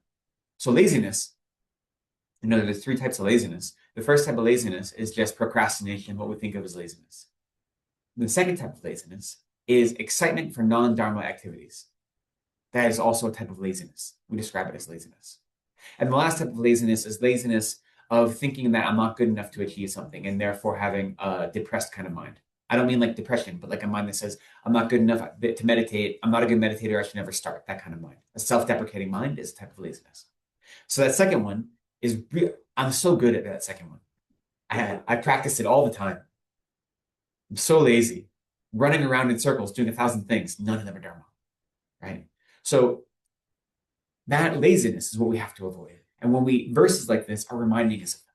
So these verses sometimes, we consider these verses skillful means, or they sometimes are called mind training verses. So in this 4th verse, when it says, I've made such a promise by deceiving every living, if I break that promise, I'm deceiving living beings. Now, if I have tried my best to cultivate a mind of bodhicitta and develop the Bodhisattva vows, and then I break that, I haven't made that promise to every single individual being. So I'm not actually lying to them when I abandon that thought, right? It says deceiving them.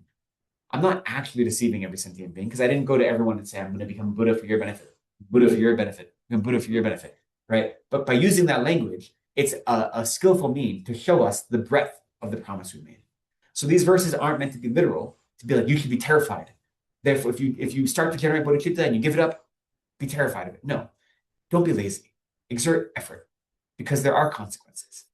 Right? What you're undertaking is a monumental task, and therefore it requires effort, constant effort. And there are some days when you don't have 100% to give, so you give what you can. One of the things I repeat often is that we have to have grace for ourselves. This is samsara. Samsara is hard. Living in samsara is difficult. So we have to recognize that we're doing the best we can do. And sometimes that's not going to look like a whole lot. Sometimes it is going to look like I need to shut out the world for a little bit. I need to focus on myself because I'm overwhelmed. And if I do too much more, I'm not going to be able to be stable. Sometimes it looks like that, right? We have to have grace for ourselves to know that if I'm taking care of myself in a healthy way, that's always going to move me towards Buddhahood. And it's not going to look the same every day because I'm constantly growing, I'm constantly changing, I'm constantly facing new difficulties. So if I can have a little bit of grace with myself, then that's to say I can continually practice bodhicitta, continually practice spiritual path, and not beat myself up if it doesn't look the same every day. Not every day is a 100% day. That's okay. We're still practicing, or we still can be. It's not all or nothing, right? Our spiritual practice isn't black and white in that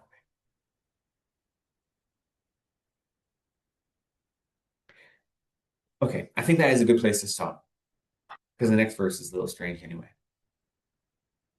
The next verse is presenting there's a hypothetical argument that isn't expressed, and this is responding to that argument.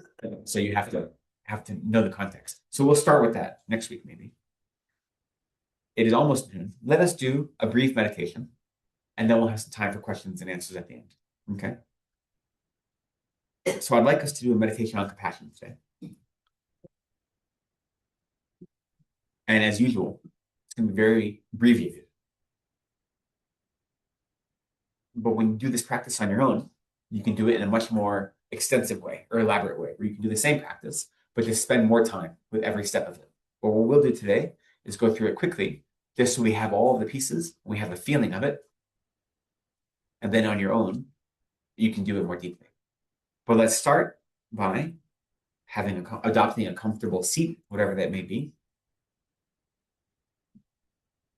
If we're sitting on the ground or on a cushion, we want to feel stable. Whether our legs are crossed, however is most comfortable for us. If you're sitting in a chair, it's advised that your feet are both flat on the ground, not crossed at the ankles, and just about shoulder width apart. We want our spines or our back to be nice and straight. We don't want to be curled in on ourselves. Our hands, we can let our hands rest in the meditation posture, which is right hand over left, your thumbs just barely touching, about the level of your navel with your elbows out. But if this is difficult, then you can just let your hands lie on your thighs or on your knees where they naturally fall. So you can just lift your hands up and let them fall naturally, wherever they're going to fall. We want our head to be resting on top of our spines, following the natural curve of our neck.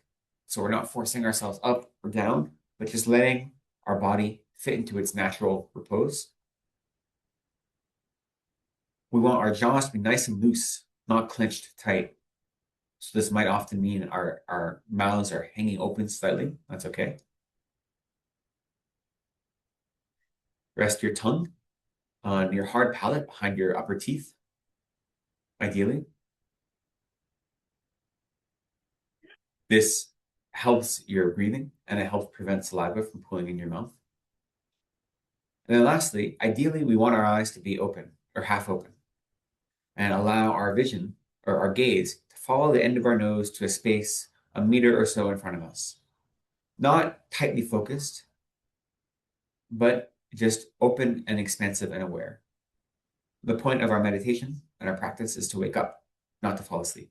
So we try to keep our eyes open. Sometimes when you have many, many obstacles and distractions, it can be helpful to close your eyes. But in general, we recommend doing your best to meditate with eyes open or half open. And once we've adopted this posture, we'll allow our breathing to fall into its own natural rhythm for a few moments. And we will just allow our awareness to rest on the breath. So you can say to yourself, breathing in, breathing out, and allow your awareness to just follow that object, the breath.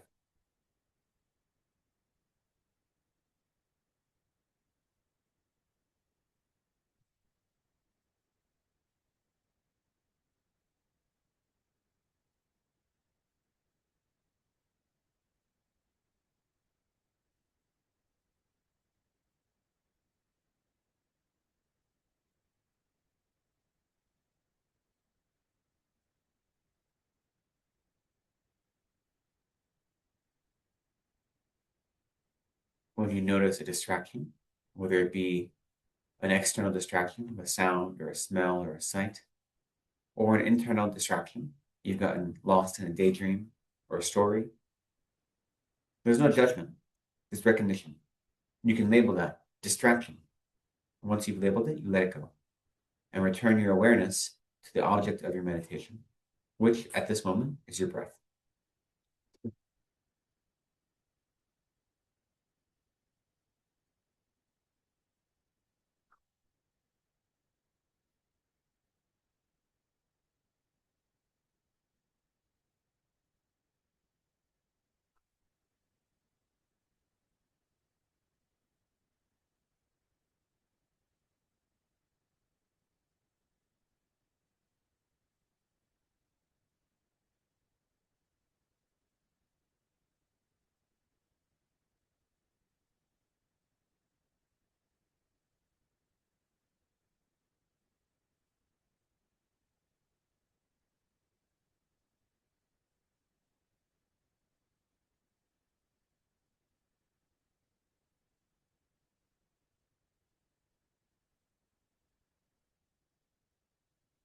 Now let's start our practice by visualizing in the space in front of you a teacher of yours.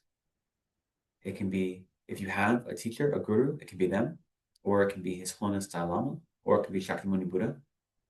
But visualize in the space in front this teacher. And at their heart center is a white glowing ball of light that is their pure compassion. And that white light emits from their heart and it fills your whole body, saturating your every pore. And it is your guru's desire for you to be free from suffering, for you to be free from all the causes of suffering. So you experience the compassion that your teacher has toward you. And so as you breathe in, you can say to yourself, I experience their wish for me to be free from all suffering. And as you breathe out, you can say to yourself, I experience their wish for me to be free from all the causes of suffering. And with that visualization, let yourself actually experience your Guru's compassion toward you. Let it fill your body with brilliant white light.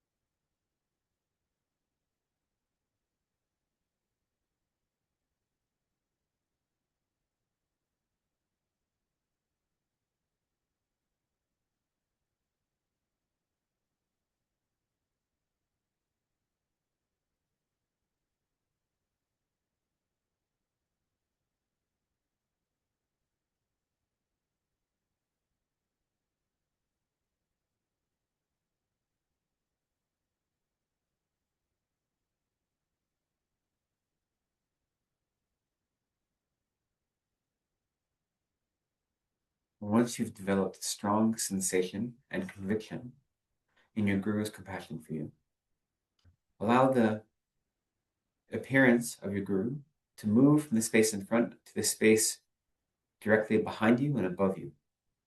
So you can still feel their presence, their compassion empowering you, filling you up all the time, even without their direct visualization. You have the experience of them. And in the space in front, visualize someone who you care about, someone who you might give the label of a friend, someone toward whom your relationship is primarily one of attachment. So take a moment to really visualize them in the space in front of you.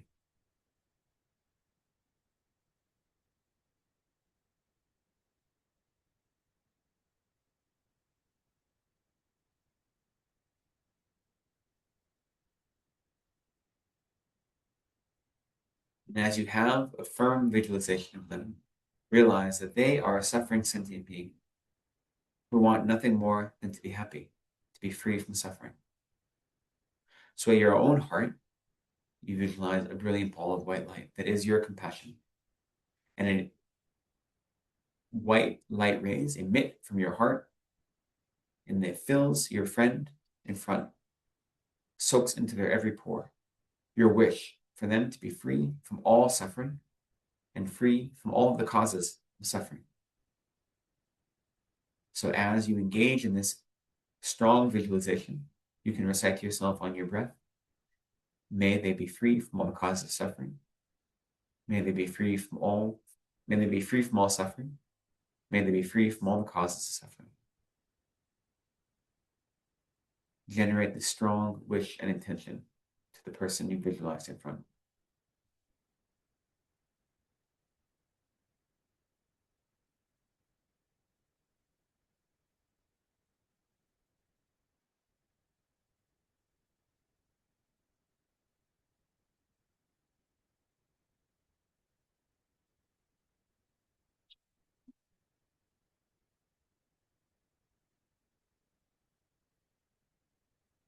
As this compassion is flowing from your heart, you recognize that your capacity for compassion is infinite.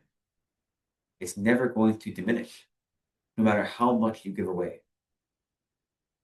And if you ever have a moment of fear that it might diminish, allow your experience of the Guru behind you to realize that your Guru is helping recharge your compassion. So never have fear that it'll diminish. Your capacity for compassion is infinite as you send out more and more compassion to the being in front.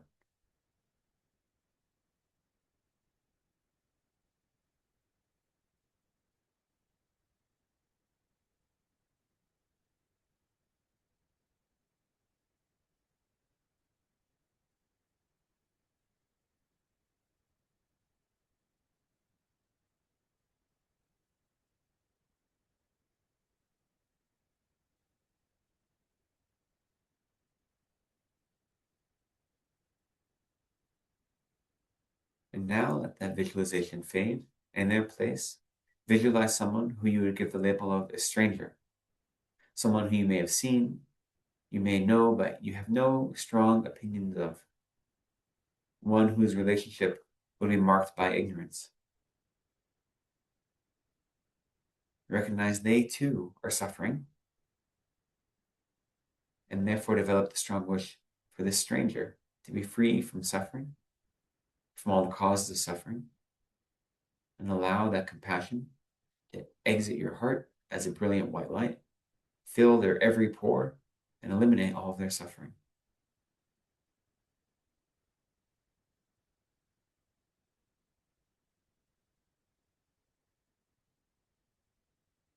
With the visualization, have the genuine wish. May this being who has the label of stranger actually be free from all their suffering. Gently feel that. Allow yourself to experience that compassion, that wish.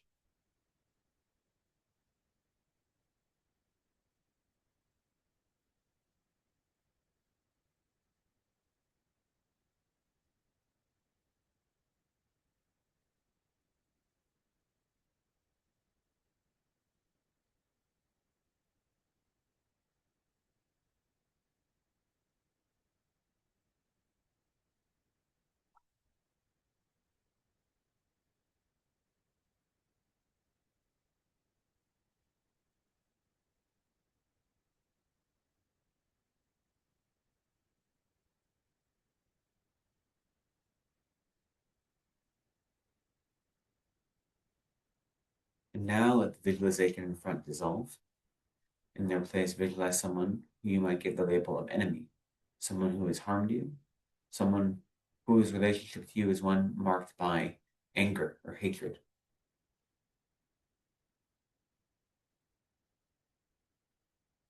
And as you visualize this person, this enemy, so-called, realize they too are suffering, and develop the genuine wish for them to be free from all of their suffering and from all the causes of suffering, and allow that brilliant compassion to exit your body in the form of white light and to fill every one of their pores, eliminating all of their sorrow and all of their suffering.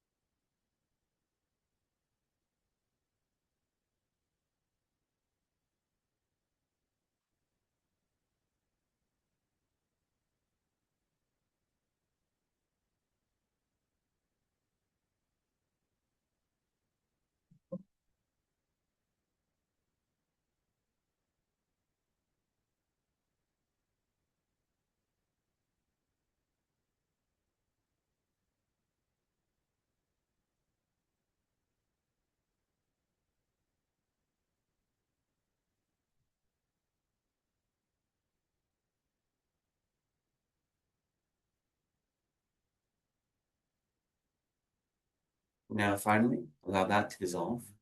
And in the space in front, visualize all three, friend, stranger, and enemy. And as you visualize all three of them in the space in front of you, recognize that they are no different in their wish to be free from suffering, and they are no different in their wish for happiness. And therefore, your compassion for them should be equal and the same. And therefore, allow yourself to develop the wish for all three of them without any discrimination to be free from all suffering and the causes of all suffering. Allow it to emit out of your heart in the form of brilliant white light and fill their bodies equally, regardless of what label they have in their relationship to you. They are all equally deserving of your compassion. Those who have been kind to you, those who have ignored you, and those who have harmed you are all equally deserving of your wish for them to be free from suffering.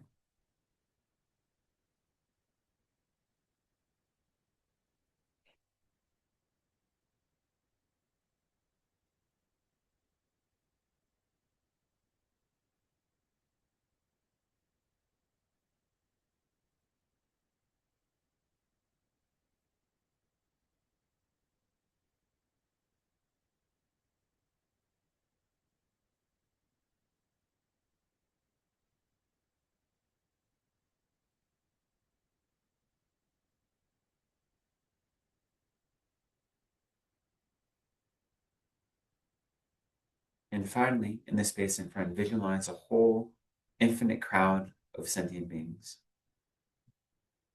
A giant, infinite expanse of beings, all of whom relate to you as either friend, enemy, or stranger, and all of whom are equally deserving of your compassion. And so allow your compassion to extend beyond just those people you've met in this life, but to all sentient beings, visualized as this large crowd.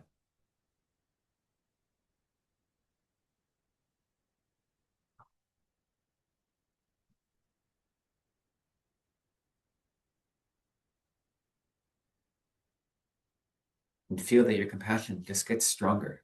The more you send of your compassionate white light, it never runs low.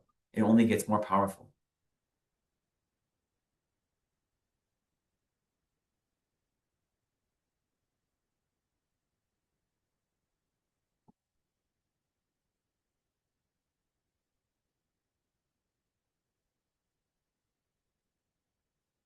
Now allow the visualization in front to dissolve. Continue to visualize your own heart center as a ball of white light that is the pure wish for all sentient beings to be free from suffering and from its causes. And that light fills you, radiating from your heart, filling you from every part of your body. So you feel like you're almost glowing with this effervescent compassion. And the Guru, who you have felt their presence behind you, they also dissolve into white light and are absorbed into your heart. Your Guru's wish for your own happiness, for your own freedom from suffering, is never far away from your mind. It's ever present within you. And it is of one nature with your own compassion.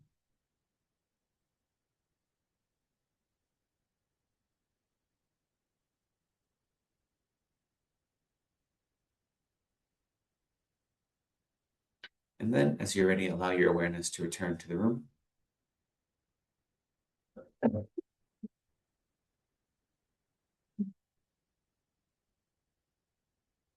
Great, thank you.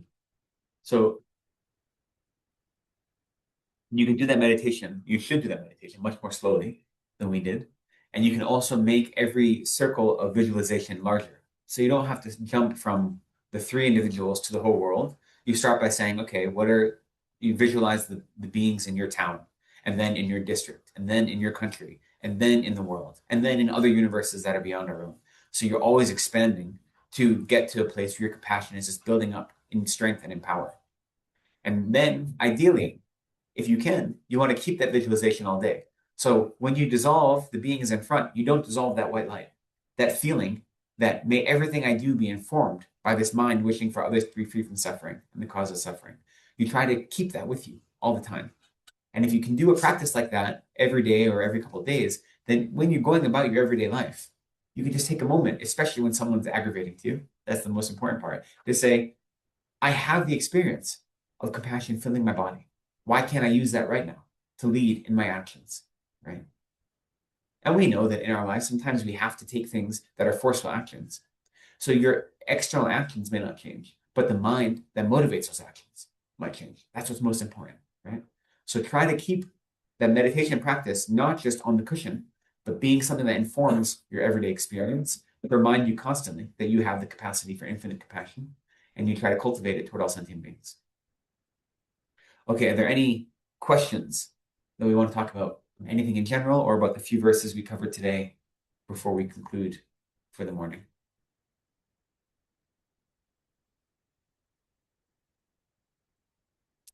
Okay. It's a little overwhelming to be surrounded by Buddhists who don't have any questions, but I appreciate you taking the time to be here with me. In general, especially for our Sunday classes, all questions are welcome all the time. So even if it's not something we have discussed in this particular class, you can bring a question to the group, because we want the Sunday classes especially to be open for all levels of experience and all levels of practice. So just in general, I'm not pushing this on you now, But in general, know that throughout your week, throughout your day, if you have these doubts, these questions, kind of write them down and bring them with you to class on Sundays. So even if it's not material we're covering in class that day, you just still feel free to ask it. And there's no silly questions, right? It could be any topic, whether about your own life or about a misunderstanding about a Dharma, a text, or a teaching, and we'll do our best to incorporate it into the class discussion. Yeah. Okay. Yeah. Yeah. You know, you were saying, Bangalore, that it has become difficult to be compassionate. Passionate thing. It really can, whether it's by doing things for your communities, you know, your neighbors, your association, or by doing things financially, people in small way, there's either a sense of antagonism or a sense of, you know, I don't know, disrespect or adversity. It's not a nice feeling that comes back. I mean, there's no thank you. You're not asking for thank you that you have a thing, but you're not expecting antagonism either. Yeah. So when you try it out once, twice, then practice with 2 times, different people, and the same response, similar response, all fine. So what do you do then? So the question has to do with sometimes when you practice compassion, it doesn't feel like it's received. Not only is it not received with gratitude, but it's received often with vitriol. And so then it's hard to practice. Well, first off, and you mentioned this in the way you phrased the question, but it is important that if we're expecting gratitude back, then it's not actual compassion, right? Then it's just self-cherishing. I know I'm not saying you, I'm saying in general. So first, we have to be sure that we're not expecting something in return. Like compassion isn't a transaction, right? And it's easy for us to expect that because that was natural. If someone shows something nice to us, we want to do something nice in response. Like that's often our natural way of being. So then you get into your head, well, they should do the same to me. And that is just like an instinctual response. So we need to separate ourselves from that. That when we're actually offering compassion, it's not expecting anything in response. There's not a transaction happening. And then even with that, it's easy when your compassion or your actions are met with vitriol or anger to say it's hard to then continue this. And so in those cases, what I think is important, and it depends on who you're acting with your family or with strangers or with your community, but you say, okay, this line of activity isn't helping them. So therefore, how can I engage in activity that is trying to lessen their suffering that's different than this? Like maybe this course of action is not serving them in any way. And they're not at a place in their life where this is useful to them. And so instead of trying to do the same action over and over again, then you say, okay, what can I do that would be embodying my mind of compassion as best I can and would not be causing a negative response in them? And depending on who it is, you know, sometimes with family members and close friends, we talk about tough love. Sometimes compassion can feel rough to some people and they might react against it. But if there's someone you have a close communication or a close relationship with, then that's okay because you're trying to maybe push them sometimes. But if you're working with a large community or strangers, that's not useful. Tough love isn't useful with people that don't know you, that don't have faith in you, don't trust you already. So you say, okay, well, what can I do? What can I do that will not be encouraging them to engage in harmful activities? What can I do from the outside that may be a different course of action? So instead of giving up compassion, you then say, okay, this line of activity isn't working. So you try to find a new way, which is why we have to balance our compassion with our wisdom. So that's where we use the wisdom aspect and say, what I'm doing now, it may feel like compassion, but it's not helping them in a worldly sense. And it's not helping me because it's encouraging my own like self-pitying mind. And therefore that makes me not want to practice compassion. So it's not helping them and it's hurting me. So then with that awareness, you say, okay, what can I do? And it may be something very small, maybe something very insignificant. It may just be that when you meditate, you have them as the main objects of your meditation, which is something they may never experience in this life, right? You don't have to go tell them, oh, by the way, I was meditating. But at least then you're trying to bring them into your practice and you start in that small way and you're not expecting anything back from them. But so the important thing is, instead of giving up compassion, you find a new way to practice it and use the wisdom aspect to bring you there. I don't know if that helps. I know for me, what also helps,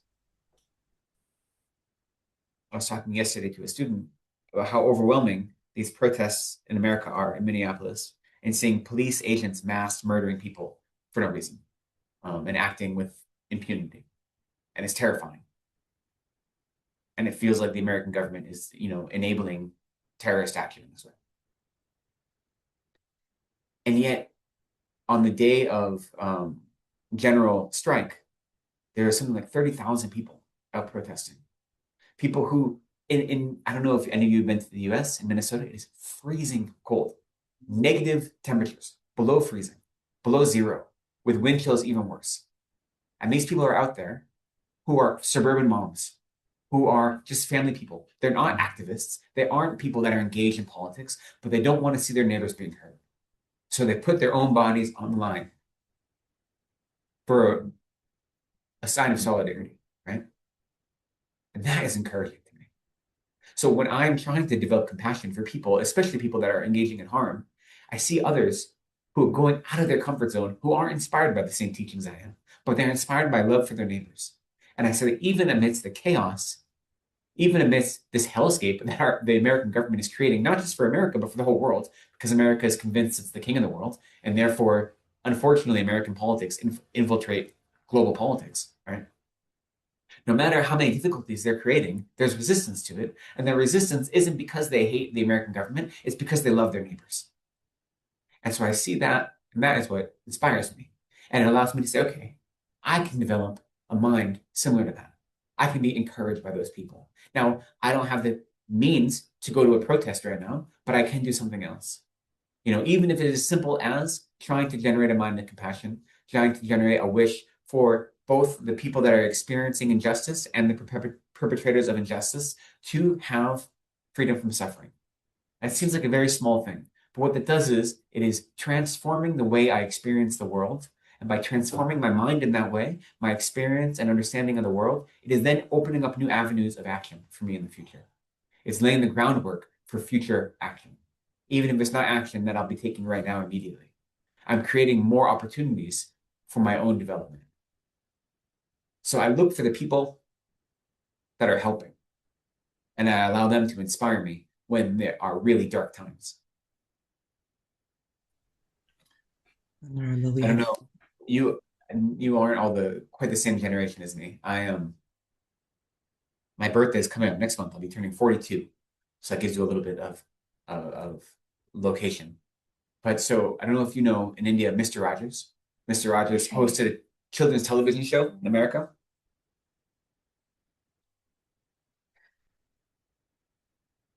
And he would always say, like, one of his big things is, you always look for the helpers. No matter when things are difficult, they're always going to be helpers. So you look for them, and that is what inspires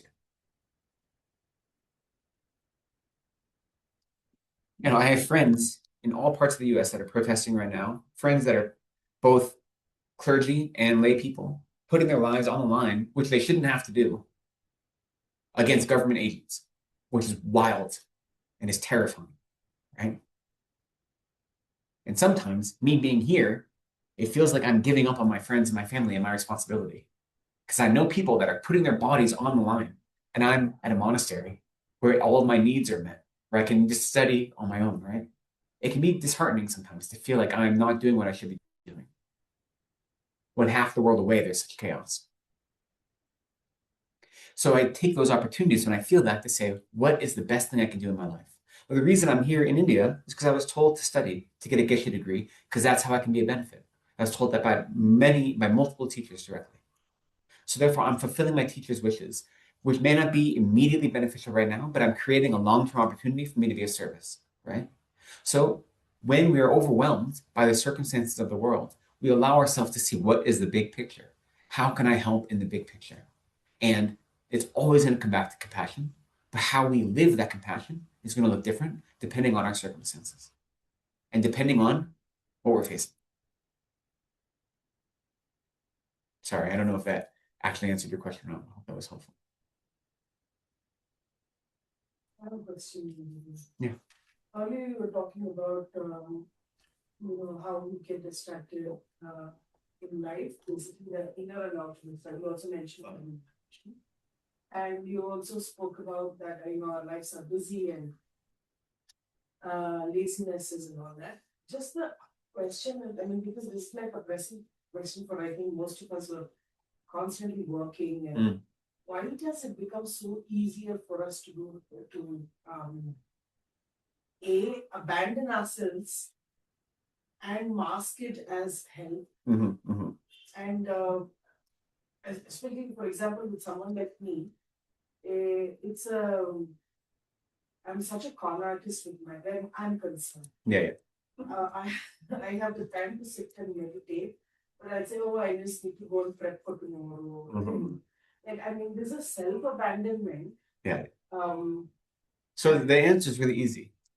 The answer is we've created a habit of following those delusions, right? It all comes from self-grasping and self-cherishing. But the important thing about it is that we've created this habit since beginning of this lifetimes of seeking out samsaric pleasures and saying this is real happiness, and of abandoning anything when it gets too difficult, right? So it's not like just this lifetime we've done this. We've created the habit over and over again of reaching for worldly pleasure or worldly satisfaction. And so that becomes our second nature, allowing our emotions to whip us back and forth without any reflexive analysis. That is our second nature, right? Because we've done it over and over again. And the thing about understanding that is once you realize that, it's empowering because that means I can create new habits. That's the whole point of meditation practice, is to create new habits. So the more you engage in practicing compassion, the less you think about it, right? So for instance, the word in Tibetan that we use for meditate, gom, means to become familiar with something. So in general, when you're meditating, you're becoming familiar with our mind. That's what we mean. But say you're meditating on compassion, what you're doing is making your mind become more familiar with compassion. And the more you do it, it makes it so your mind and compassion are indivisible, right? So you don't think about compassion, it becomes your habit. So what we're trying to do now is to undo countless lifetimes of bad habits and replace them with good habits, okay? And recognizing that, then you can see my habits are to lean towards worldly happiness because that's what I've always convinced myself was going to free me. And so it's natural for me to lead towards laziness, lead towards, dismissing anything that's difficult because I've created that habit. But if I've created that habit, I can create counter-opposing habits, right? I can undo those habits. So even though it feels inevitable, it's actually empowering to realize those are just things I've created. Those are routines that I've built up, And to be honest, they say, like, if you can, this is in the worldly sense, never mind a Buddhist sense, but if people say you want to have a habit of exercising every day, right? If you can do it for a month, it's going to be really hard. They say that first month, creating a new worldly habit is really difficult. But once you've done it for a month, all of a sudden you notice it gets a lot easier because you fight your way through breaking your old habit and creating new routines. But usually after about a month of doing it, you notice a lot of the obstacles are less, right? And that's what you see with people who are training to do like marathons, trying to run every day. It's very easy. Oh, it's a little cold today. It's a little rainy. I don't want to run. If you can force yourself, especially in the beginning, to say, I know it's hard. There are so many things I'd rather be doing. I'm going to do this thing. I'm going to meditate for 20 minutes, even though I don't really want to. In the beginning, you're forcing yourself. It's very much a forceful activity. But the more you do it, it becomes easier. There are less obstacles. And so you are transforming your bad habits into good habits. But so that's why we have those bad habits, because we've done it over and over again, And so we're just trying to replace them with better habits. But we shouldn't beat ourselves up for it. Again, our habits weren't created in one lifetime. We've been following samsara and worldly desire over and over and over again for countless lives. So they're hard habits to break. It can't just be like, I'm going to do better. Like that thought alone isn't going to do it. It takes effort and energy. And you fall back and then you have to get up and like dust off your hands and keep going, Okay. But I think there's one question online, so let's do that. And then maybe that'll be the last one for today. Good morning, Venerable. This is a question on behalf of someone in chat. It's related to what you just said. It essentially says, how do we get rid of social media addiction? I recognize I get distracted by social media, but when I consciously try to move away from using them, I get anxious and irritated. Can you please share some tips or advice? Thank you. Yeah. Similar to any bad habit we want to break, what we do is we have to analyze, is this thing helping me? And is it hurting me? And so if you're using social media, then you ask yourself, what is the benefit I'm getting from this? And what is the harm I'm getting? Never mind like long-term harm, but just like in the immediate.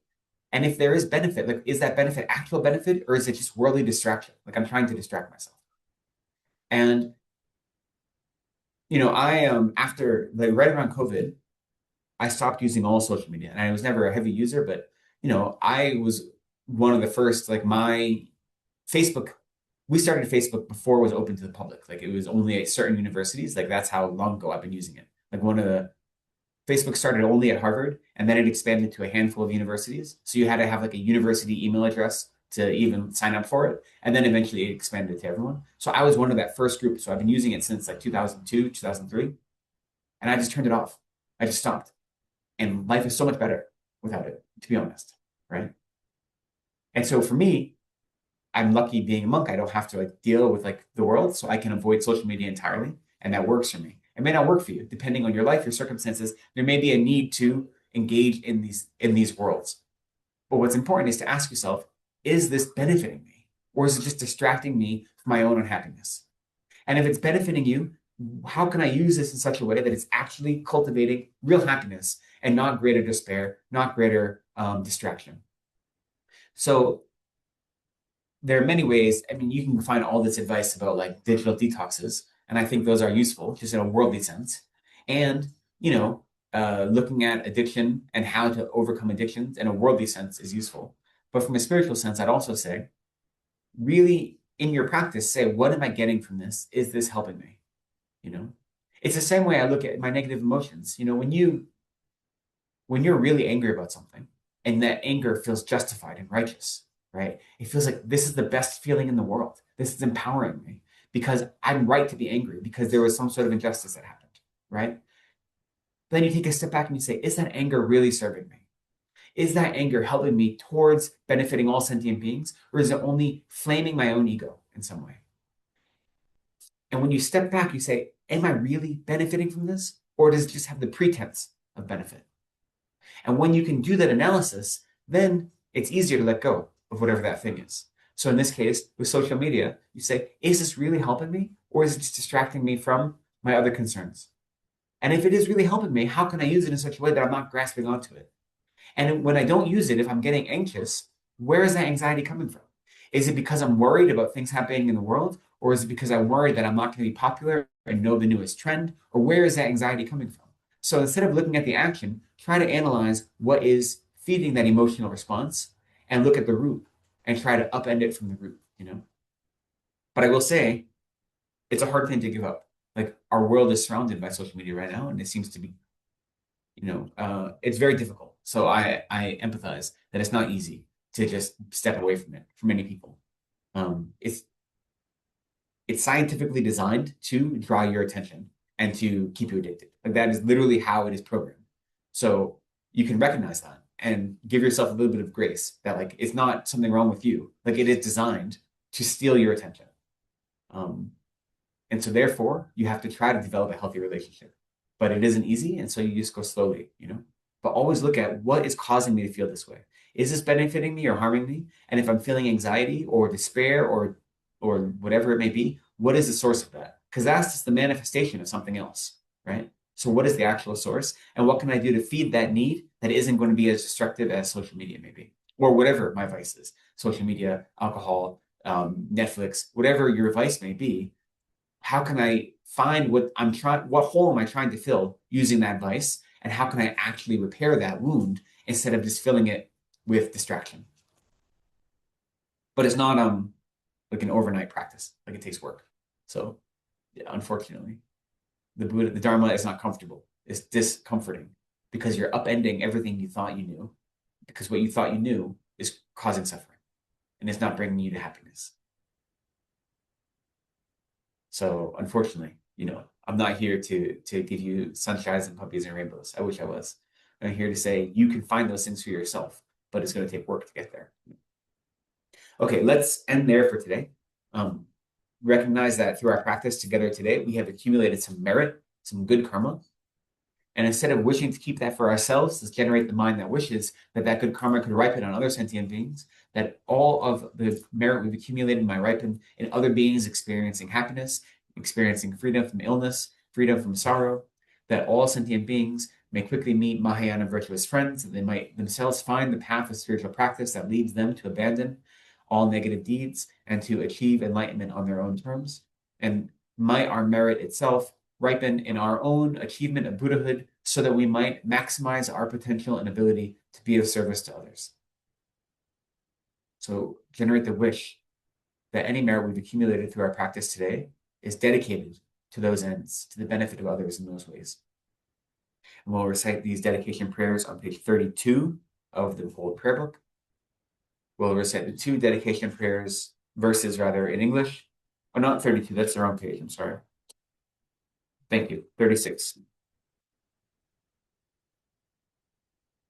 We'll recite these two verses in English, then we'll recite the second verse once in Tibetan, and then we'll recite the long life verse for His Holiness Dalai Lama. Due to the merits of these virtuous actions, may I quickly attain the state of a Guru Buddha and lead all living beings without exception into that enlightened state. May the supreme jewel of bodhicitta that has not arisen arise and grow. May that which has arisen not diminish, but increase more and more. Jean Shui Sem Shorim Boshe Ma Ke Panam Ke Gyu Che Ke Wa Nyam Pa Me Pa Yang Go Ne Gon Du Pe Wa Shou. In the land encircled by snow mountains, you are the source of all happiness and good, all powerful Chenrezig Tenzin Gyatso. Please remain until samsara ends. Great. Thank you so much. Thank you, everyone, for joining us this morning, whether you're here in person or online. I appreciate all of you taking time out from your day to practice the Dharma. It means a lot. So thank you. And I look forward to continuing now that I'm back. We have the next 9 weeks of programming. Right now, the schedule is going to be every other week online and in person. So this week is in person, next week will be online, and so forth. And then we'll see if we can do more in person right now, because it's not a busy time at the monastery right now. But so we'll keep the schedule updated, and Diti and the other members of the crew here will make sure everyone knows the schedule. So thank you. Thank you so much. Thank you, Diti. Thank you. Next week, we will be online, as Gerla has said. But also next week, the center will be open on Saturday in the morning, because we are getting ready for Losar at the center. So there will be some light cleaning and housekeeping. So please do offer your time if you can, but you most importantly to be online and be in class rather than here. On 18th is Losar. The celebration begins for the welcoming the new year, the Tibetan New Year, and it will be for 15 days generally. And on so May 18th, February 18th is a very important day at our center. It's a Wednesday, but there will be some programs at the center. Please do come for that. And also March 3rd is another important day, which is going to be the end of the Losar celebrations, where we have light offerings here at the center. I'm inviting you all, and also please bring your friends. It's a good time for those who are getting in touch again back with the Dharma to start again anew, or your friends who want to just come to the center to come. So it will be a really beneficial time for everyone. So saying thank you all for coming today, and thank you all online. Thank you. For leading the Q&A and everything, and participating. Thank you.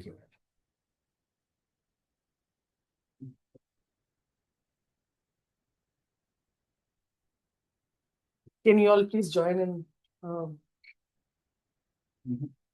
Prostrations, please.